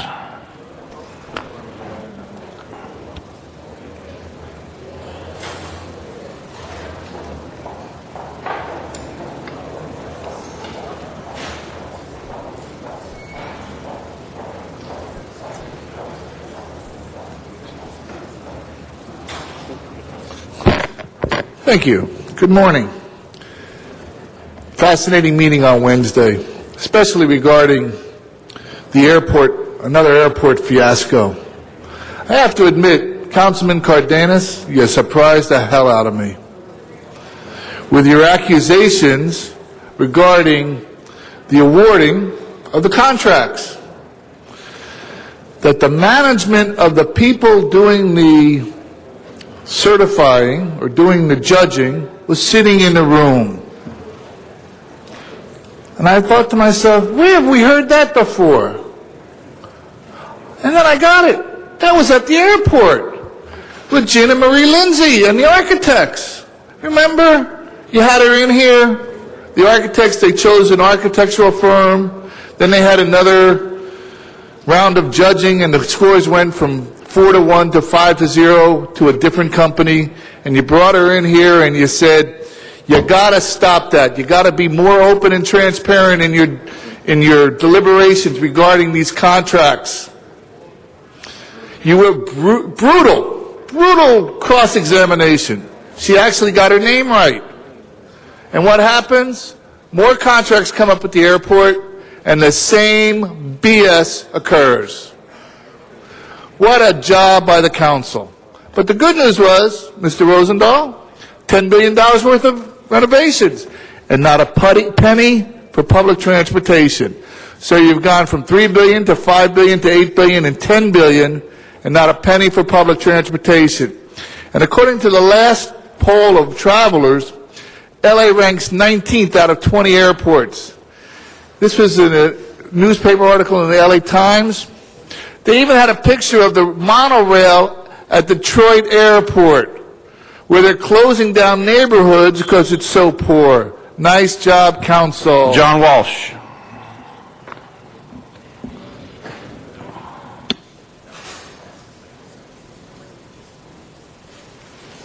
John Walsh blogging at HollywoodHighlands.org. We have a new post up there. It's the most important post we've ever put up. And we started in February of last year.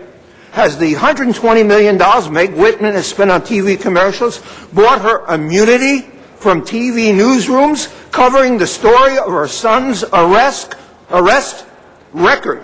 Griff Barnett V. We have the arrest record. We have the police report. We have the Q&A session, this is all on our website right now, HollywoodHighlands.org, the only place that it's aggregated.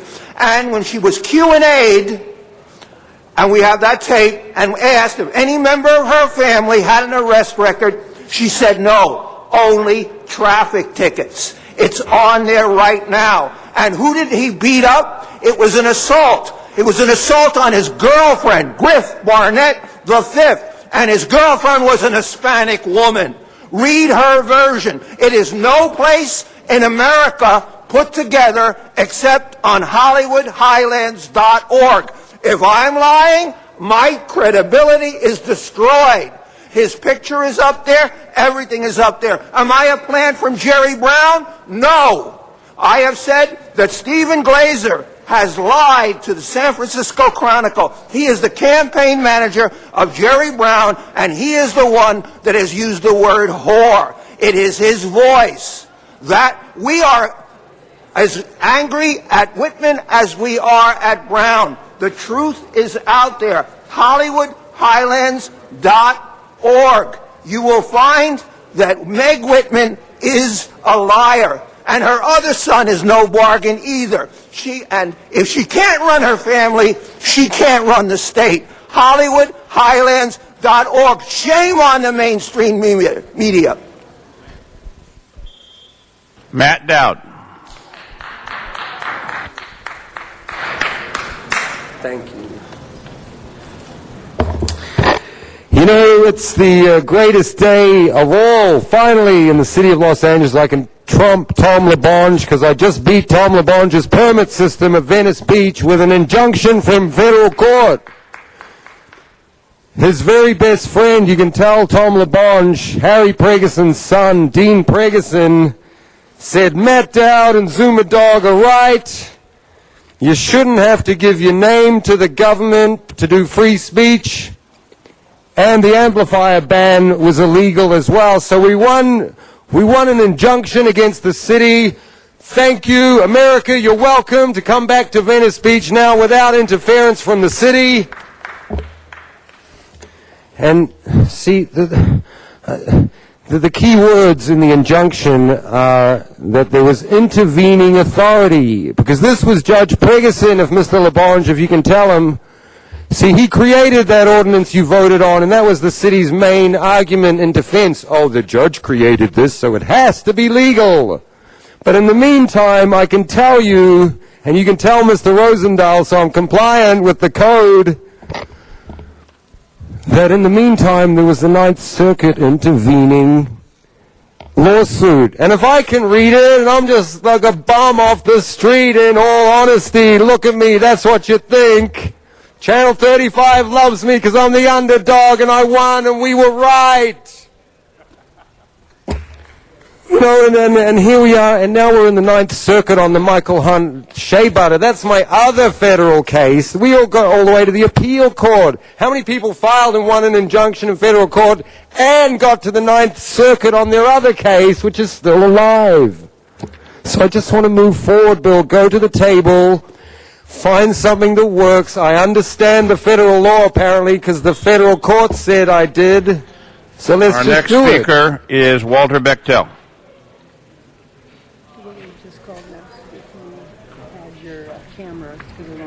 Yeah. Yeah, have him come down. If only we had that kind of money, and in the real world, the real people could file a lawsuit in the federal court. But as far as giving awards to people in music in Mr. Huzor's district, I think that it should be known there's still nothing being done on my case. So as far as making it look like you care, that's a lie. The only thing that was done is we were evicted from the hotel we're living in.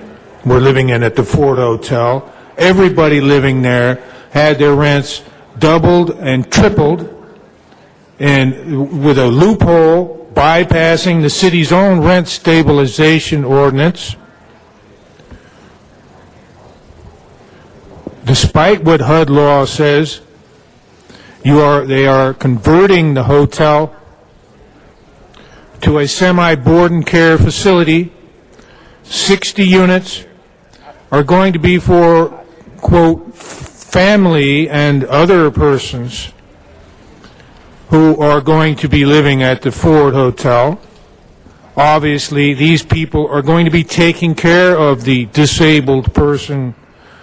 It's just a guised method of making it into a board and care facility. Kicking everybody out, secretly receiving $8 million from the Catholic Church this last summer, money somehow you needed, but you were already funded at the Ford Hotel. Why did you need $8 million extra? How could you get money from HUD when you're being funded by somebody else? It's a big sham. You vote everybody you can out of office. Michael, carry on.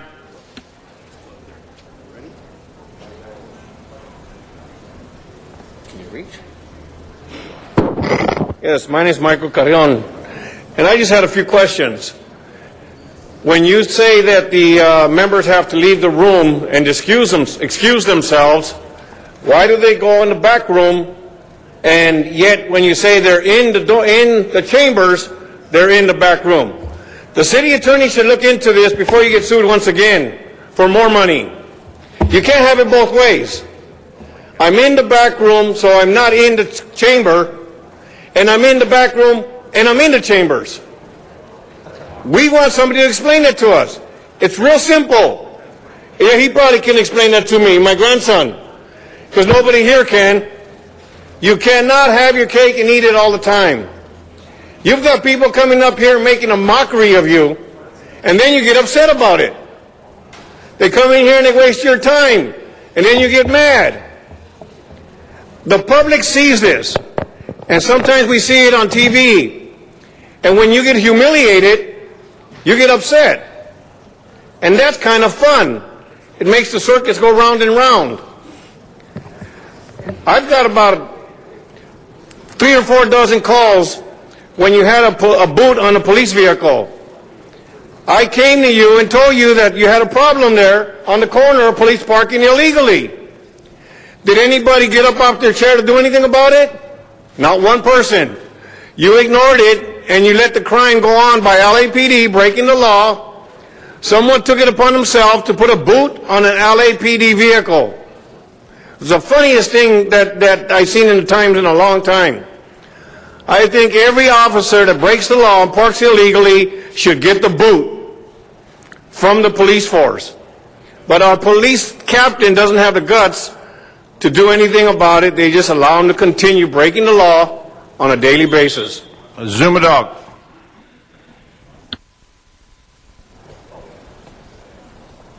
Yes, we do have a breaking news media alert. The information is now posted at lacitynews.com regarding a federal court order ruled against the city of Los Angeles yesterday, October 21st. To recap, 4.5 years ago, Zuma Dog was living a comfortable, happy life as a performer on Venice Beach, paying rent, living in a house, eating every day, not diagnosed by a county doctor as disabled, not under prescription medication to save my life. Everything was fine. I was not homeless. I was not sleeping on the sidewalk. You passed a law that I said was illegal. April 4th, 2006, I put it on the record. I was told the city of Los Angeles runs the city, and if you don't like it, sue. We sued. You lost. To repeat the top headlines, October 21st, a federal judge ruled against the city of Los Angeles, putting an injunction against their illegal Venice Beach ordinance. The sound ban has been injuncted. The lottery has been injuncted. The permit system has been injuncted. Free speech is now once again free in the city of Los Angeles. So Zuma Dog will be showing up whenever the F he wants, wherever the F he wants, and I will be singing AC/DC right in front of Linda Lux's window all day long. This is a major victory. The city of Los Angeles defeated in federal court Carmen Tutanich, defeated by the Legalese Dream Team of Dowd Dog. Information posted at LACityNews.com. Mayor Antonio Villaraigosa, stick it, you elevator-wearing shoe chump. Bruce Darian in the San Fernando Valley. Council members, good afternoon, good morning. I spoke last week about the Malibu fiasco, and I wanted to touch on the point that President Obama is coming into Los Angeles to pick up money for the Democratic Party, particularly for Barbara Boxer and Jerry Brown.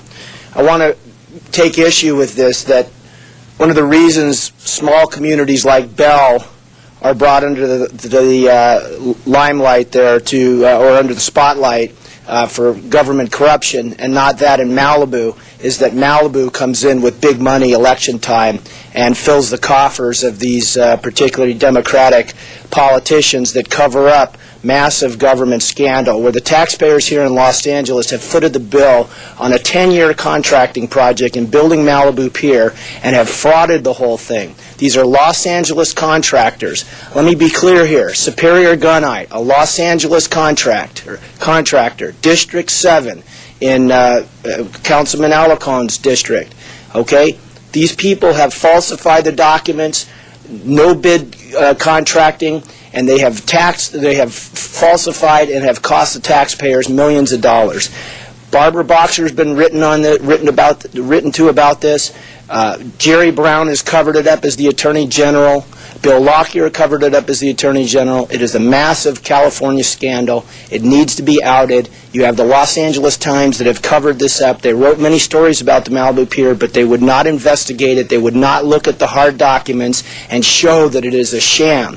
So this weekend, when President Obama comes in to get the money pickup for the to bring money for the Democrats, you can see that these are going to be for political favors.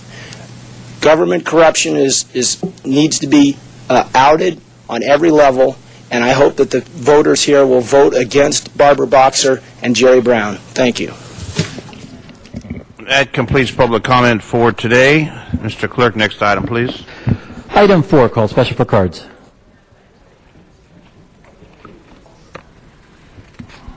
John Walsh.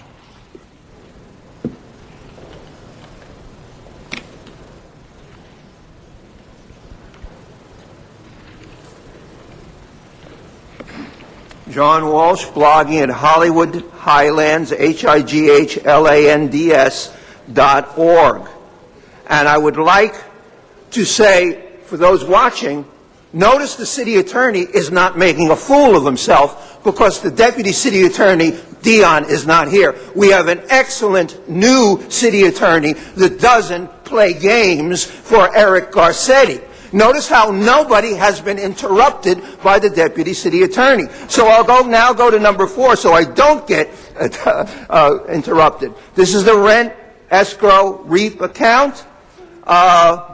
We agree with everything that is in there. And Hollywood Highlands, HIGHLANDS.org. I made a mistake.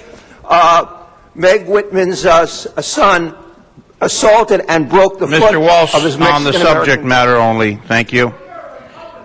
Mr. Zumadog.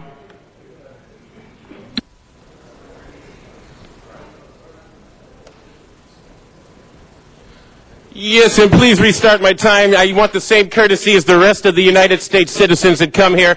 And again, you're welcome to the United States of America as Zuma Dog and Dowd defeat Los Angeles in federal courts. And now let's get on to some serious conflict of interest corruption in the city of Los Angeles. We're talking about the Los Angeles Housing Department and Assistant GM Roberto Adalpe. So he is in charge of the rent escrow program. So due to the fact that Roberto Adalpe, the assistant general manager of the rent escrow program, is under allegations of massive conflict of interest, he is in charge of these REAP programs. He is an outreach contractor. This is about removing the property has a law firm. on South Maple Avenue. What? It's about removing the property, so let's Okay, address so I'm to the saying that subject. these properties should be removed immediately, Okay. and a friendly amendment to remove all properties off the REAP program due to the fact that Roberto Adalpe overseeing the program is accused of conflict of interest as discussed in this council chamber July 21st. Just ask Bernard Parks. 1 minute, thank you. That's our last speaker on this matter. Open the roll, close the roll, tabulate the vote. 14 ayes. Next item, please. Item 5, called special for cards. Number 5, Matt Dowd.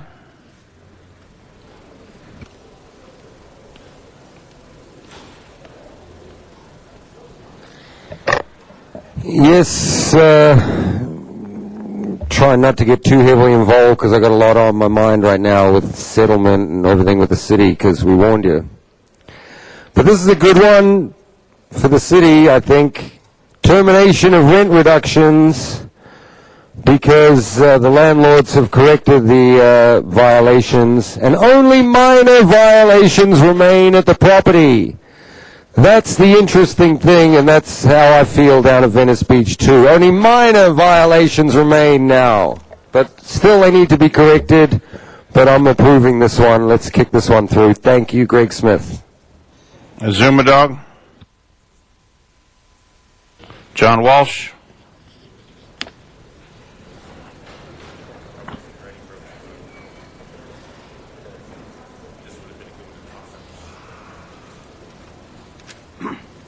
One minute, John Walsh, blogging at Hollywood Highlands, HIGHLANDS.org, emailing us at HollywoodDems, DEMS, at gmail.com, and twittering at HollywoodDems, DEMS. We 100% agree with the termination of rent reduction for these 101 and 103 units. They are now in compliance. You've done a very good job on this. And speaking of good jobs, I think we should all stand up and cheer Mr. Marburg and Mr. Dowd for their huge victory on behalf of the First Amendment and Judge Pregerson. Thank you. On that matter, open the roll, close the roll, tabulate the vote. 14 ayes. Next item, please. Item 6, called special for cards. Number 6, John Walsh. Matt Dowd.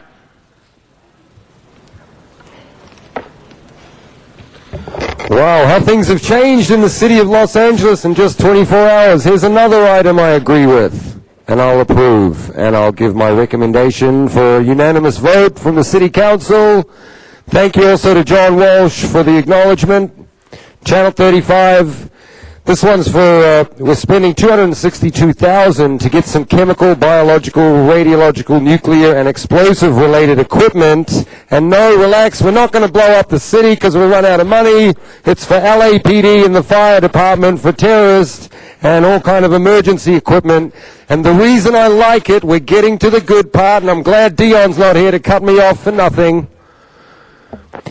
We're getting the money from Homeland Security grant program, so it looks like it's federal money. We're getting reimbursed, and I love that. It's my number one thing. Get the money and build a rail line from Long Beach. Let's get $5 billion for that. Let's go get it. Bruce Darion in the San Fernando Valley.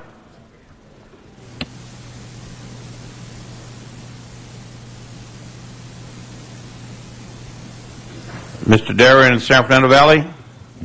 Not there. That matters before us. Open the roll. Close the roll. Tabulate the vote. 14 ayes. Mr. Smith, forthwith on that matter, please, Mr. Clerk.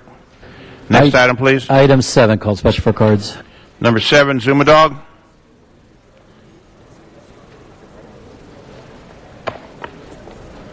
Yes, I'd like to take a minute on this one just to say that I'm finding out as I dig more and more information is presented to me, that a lot of these things, like these economic development corporations, are merely nothing but an opportunity for council members to funnel money into these things, and then we find out that it's relatives and friends and cronies of the people that are getting the money and that are associated with these corporations. So I would like Wendy Gruhl to do an audit of any type of relationship. This is for the Economic Development Corporation. So let's talk about some of the things the city could do to help. They want to do historic economic development. Some of the things they can do is, yoo-hoo! Yoo-hoo! Mr. Dog, you're out of order with the loud voice.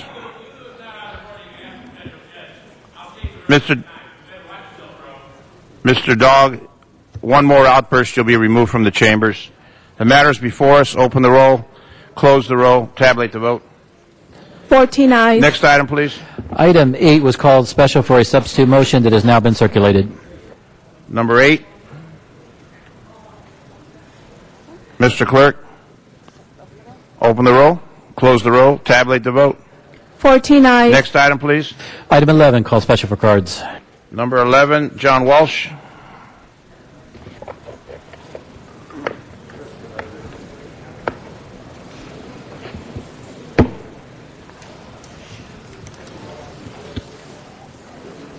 John Walsh, blogging at HollywoodHighlands.org. Just point of order. As you know, I've mentioned that the Murphys fought in the Revolutionary War.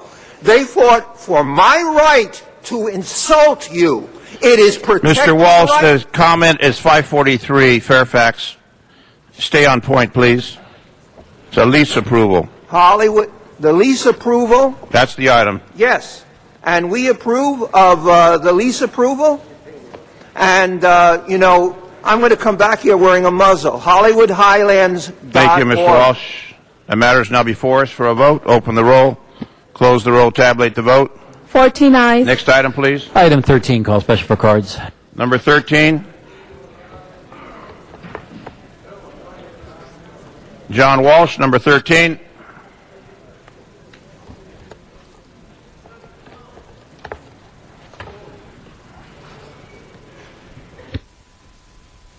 John Walsh, blogging at Hollywood Highlands, HIGHLANDS.org. Email us your documents, whistleblowers, at HollywoodDems@gmail.com, and watch our Twitter account at HollywoodDems, Hollywood and then DEMS. And this is a Childhood Hunger Day resolution, and we certainly are 100% behind this.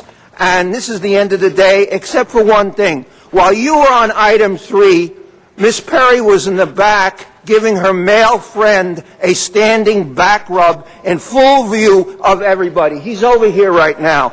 I'm sorry, you were out of order. HollywoodHighlands.org. Zuma Dog, number 13.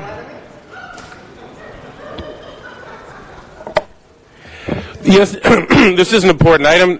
Some could say it's the most important item. We're talking about Childhood Hunger Day, and childhood hunger also a lot of times relates to homelessness. So let me give some ideas right now on how we can reduce childhood hunger and raise awareness on Childhood Hunger Day. First of all, you need to protect the city treasury so that you can continue to provide jobs and continue to provide services that will keep people keep the city vibrant. Because when you do things like lose billions of dollars of pension money in shady Wall Street investments, well, then you have to lay people off. Furloughs, job loss. Then people become homeless. They can't feed their kids. Other things is the insane fees and taxes that you put on the residents, the parents of these kids suffering from hunger. Perhaps if you were able to operate efficiently as you're supposed to, you wouldn't have the need to hike and increase every fee from parking to the water to everything, to everything in the city. You keep on, taxing and raising fees because you're so inefficient. So first of all, I'd like to remind you, Zuma Dog, quality and productivity czar of Los Angeles, would like to say, please look into the 14 points of quality management so you can reduce waste, so you can continue to operate. And these are some of the things that the city of Los Angeles can do to reduce childhood hunger. Hold on to more of the money to operate the city. Take less of it and put it in your back pockets. Give less of it to your own family members and cronies. Become more efficient. Be less corrupt. Don't lose billions in pension. Don't hike fees up all over the place. And the massive fraud, waste, and abuse. Anyway, today's a triumphant day in Los Angeles, and I'd like to say, relating to Hunger Day with the kids, when I win my settlement money, I'm going to feed kids. Thank you. Matt Dowd. That is our last item today, colleagues. All right, thank you. Get to close out the show on a good note. This one, of course, Childhood Hunger Day, but I got questions, of course. And, let me make the announcement for Channel 35 that Childhood Hunger Day is coming up in the city of Los Angeles.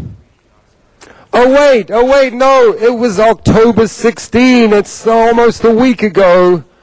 That's my question for the performance of the city. How come Richard Alarcon gets his fireworks money for next year's This July is the 4th? Childhood Hunger Day, No, but Mr. Dowd. talking about how It's about Childhood Hunger Day, not fireworks. See, you're just not allowed to cut people off because you think that I'm using it to create a point, and this is it. Why is this a week late when it's Childhood Hunger Day, a very important item? Muy importante, Childhood Hunger Day, and you've got it a week late. So that's making me upset now, and I was being good, and I was being nice because I won an injunction, and you could have just let me be nice and say what I have to say because it's public comment on childhood hunger. But as soon as you interrupt me, it makes me upset. See, and I don't want to be this guy. I've got kids. I don't want to see them hungry. You don't want to see them hungry. It's an important thing. Just tell me why you have this one a week late and one for stupid fireworks at a dam next year gets a 12-month head start on everything else on the agenda. Anyway, it's wide open at Venice Beach. Matt Dowd, Channel 35, come and see me in the weekend. Zoom a dog, Matt Dowd, thank you. That item is before us. Open the roll, close the roll, tabulate the vote. 14 ayes. Mr. Clerk, next item. Council has motions for posting and referral. Posted and referred. Desk is clear. Are there any announcements, colleagues? Announcements? Seeing none? Seeing some? No announcements. Adjourning motions? Adjourning motions, colleagues? Ms. Hahn, adjourning motion? I think we want to adjourn in the memory of Senator Oropeza, but All right, so all please stand. All please stand. Adjourning motions, Ms. Hahn. Are there any others? Is Herb Wesson here? Because I know he wanted to start it. Okay. Richard, would you like to start on Jenny? Mr. Alarcon for Okay. Ms. Hahn for Senator Oropeza. Okay, thank you. I want us to adjourn today. It's a very sad adjournment in the memory of our wonderful state senator, Jenny Oropeza. Many of us, I think, have worked with her. Many of us consider her a friend. She certainly was taken from us way too soon. I believe she was 52 years old.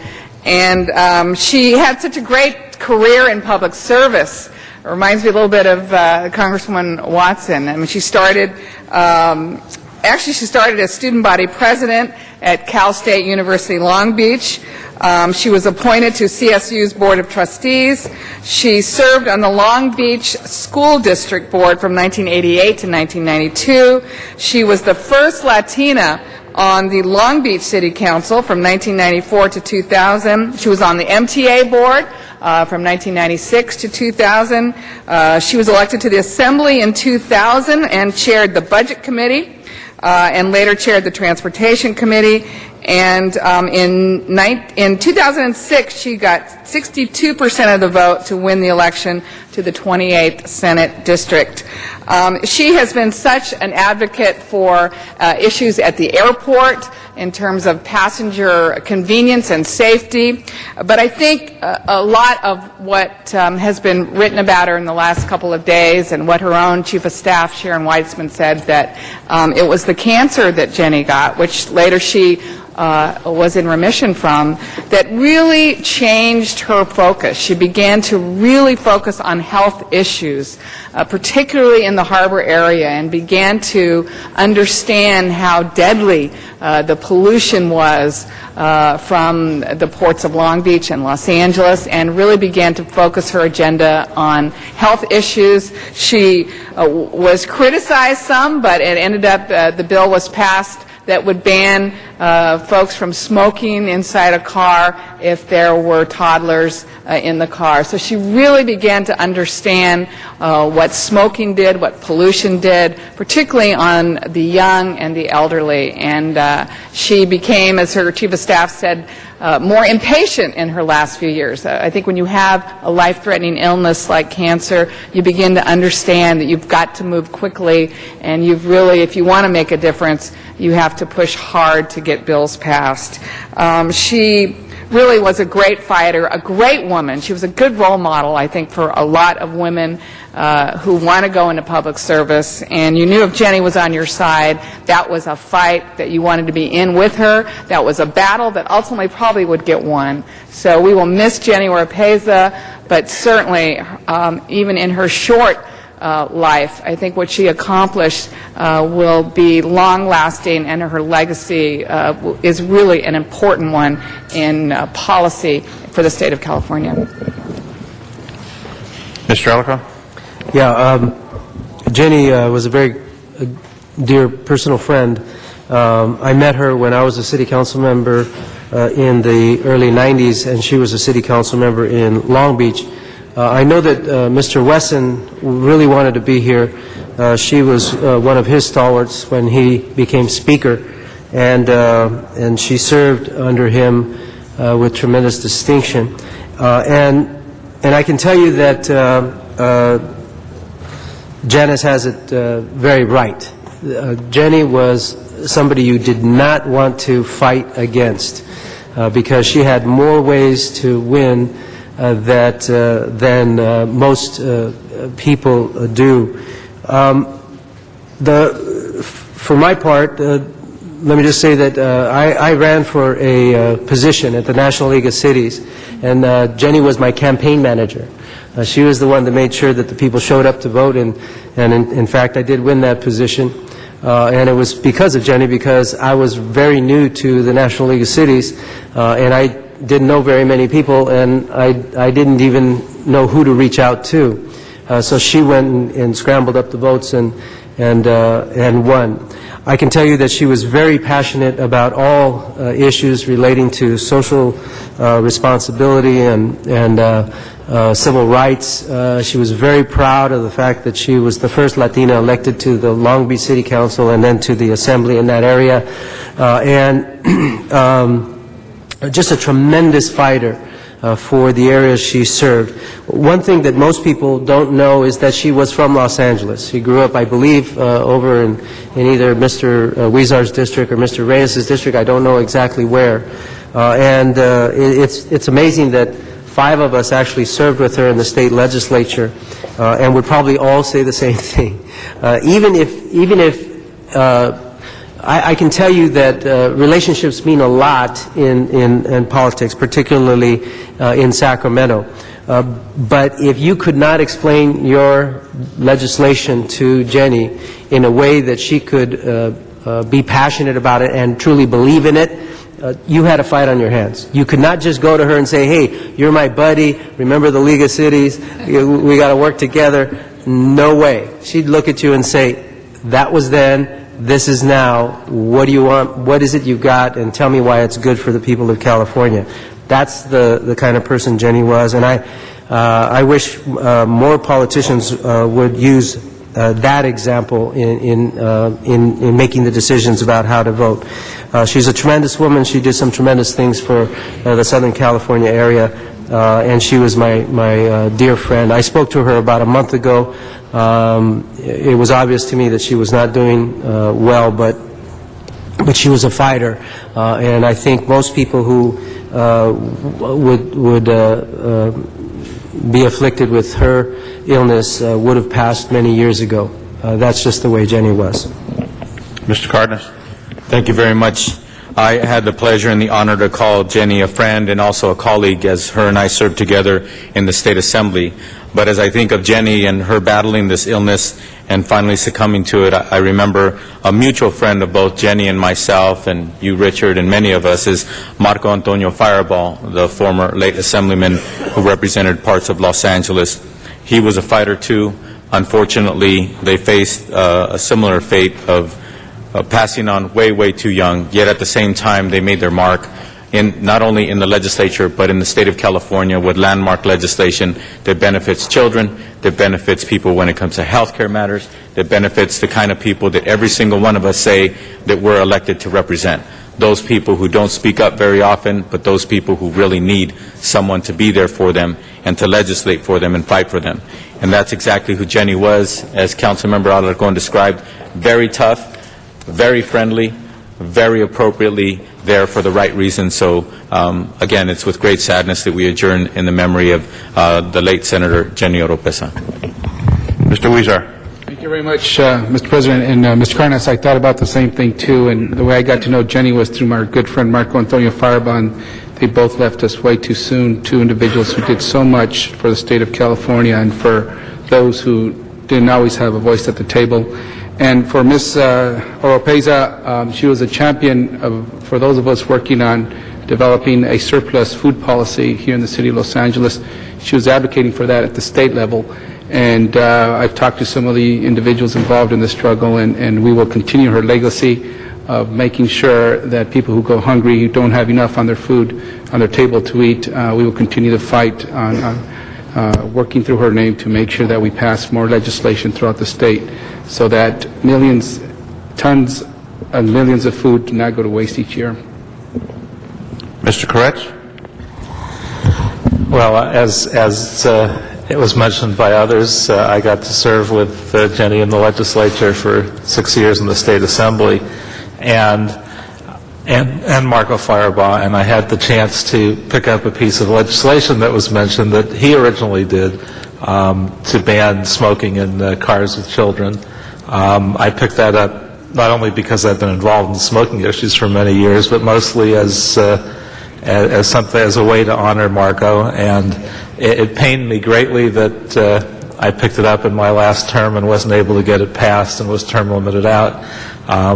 But I was honored that Jenny picked up that legislation, and to show her effectiveness, it was a very difficult bill, and she was the only one that could actually get it passed, which I greatly appreciated.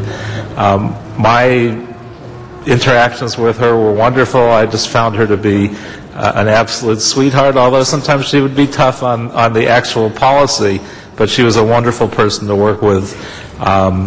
I'm sad that I hadn't been in touch with her in recent months and didn't realize that she had once again become this ill, but she fought major illnesses for a number of years.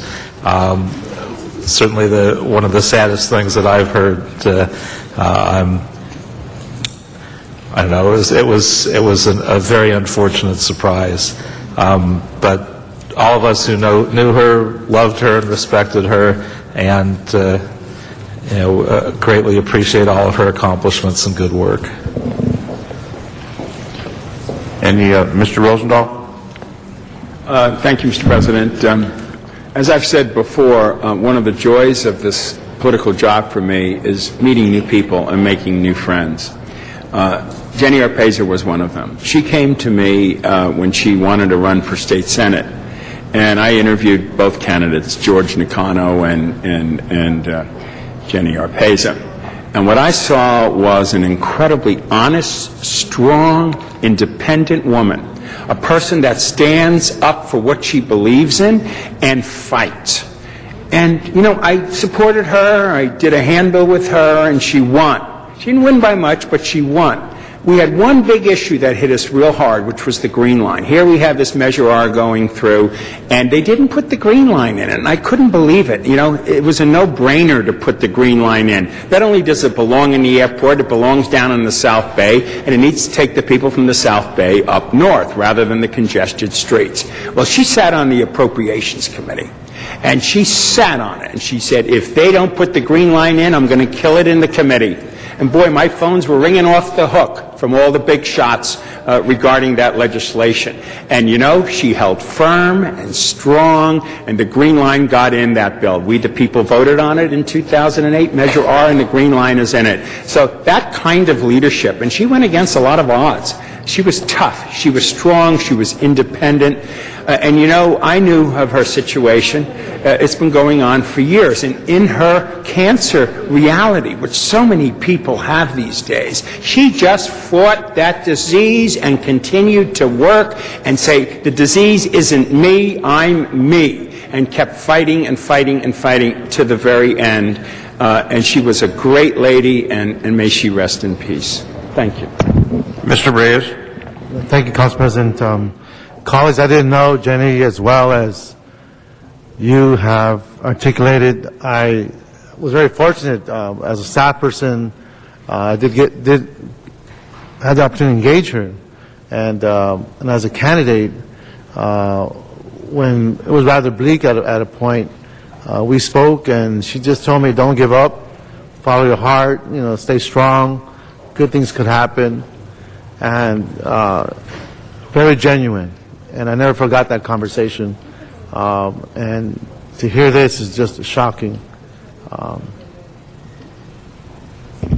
Thank you, Mr. Reyes. I personally met, we used to call her Jenny O when she was a Long Beach council member, Independent Cities Association. She'd attend those meetings, and I remember her nickname was Jenny O, and she was the lady who would be very involved in the politics of independent cities, and I was the representative from the city council, new to politics, and she was always inspiring and enlightening. But I remember that nickname that was attached, Jenny O, and just a wonderful lady. And her sad passing is going to be affected by a lot of people.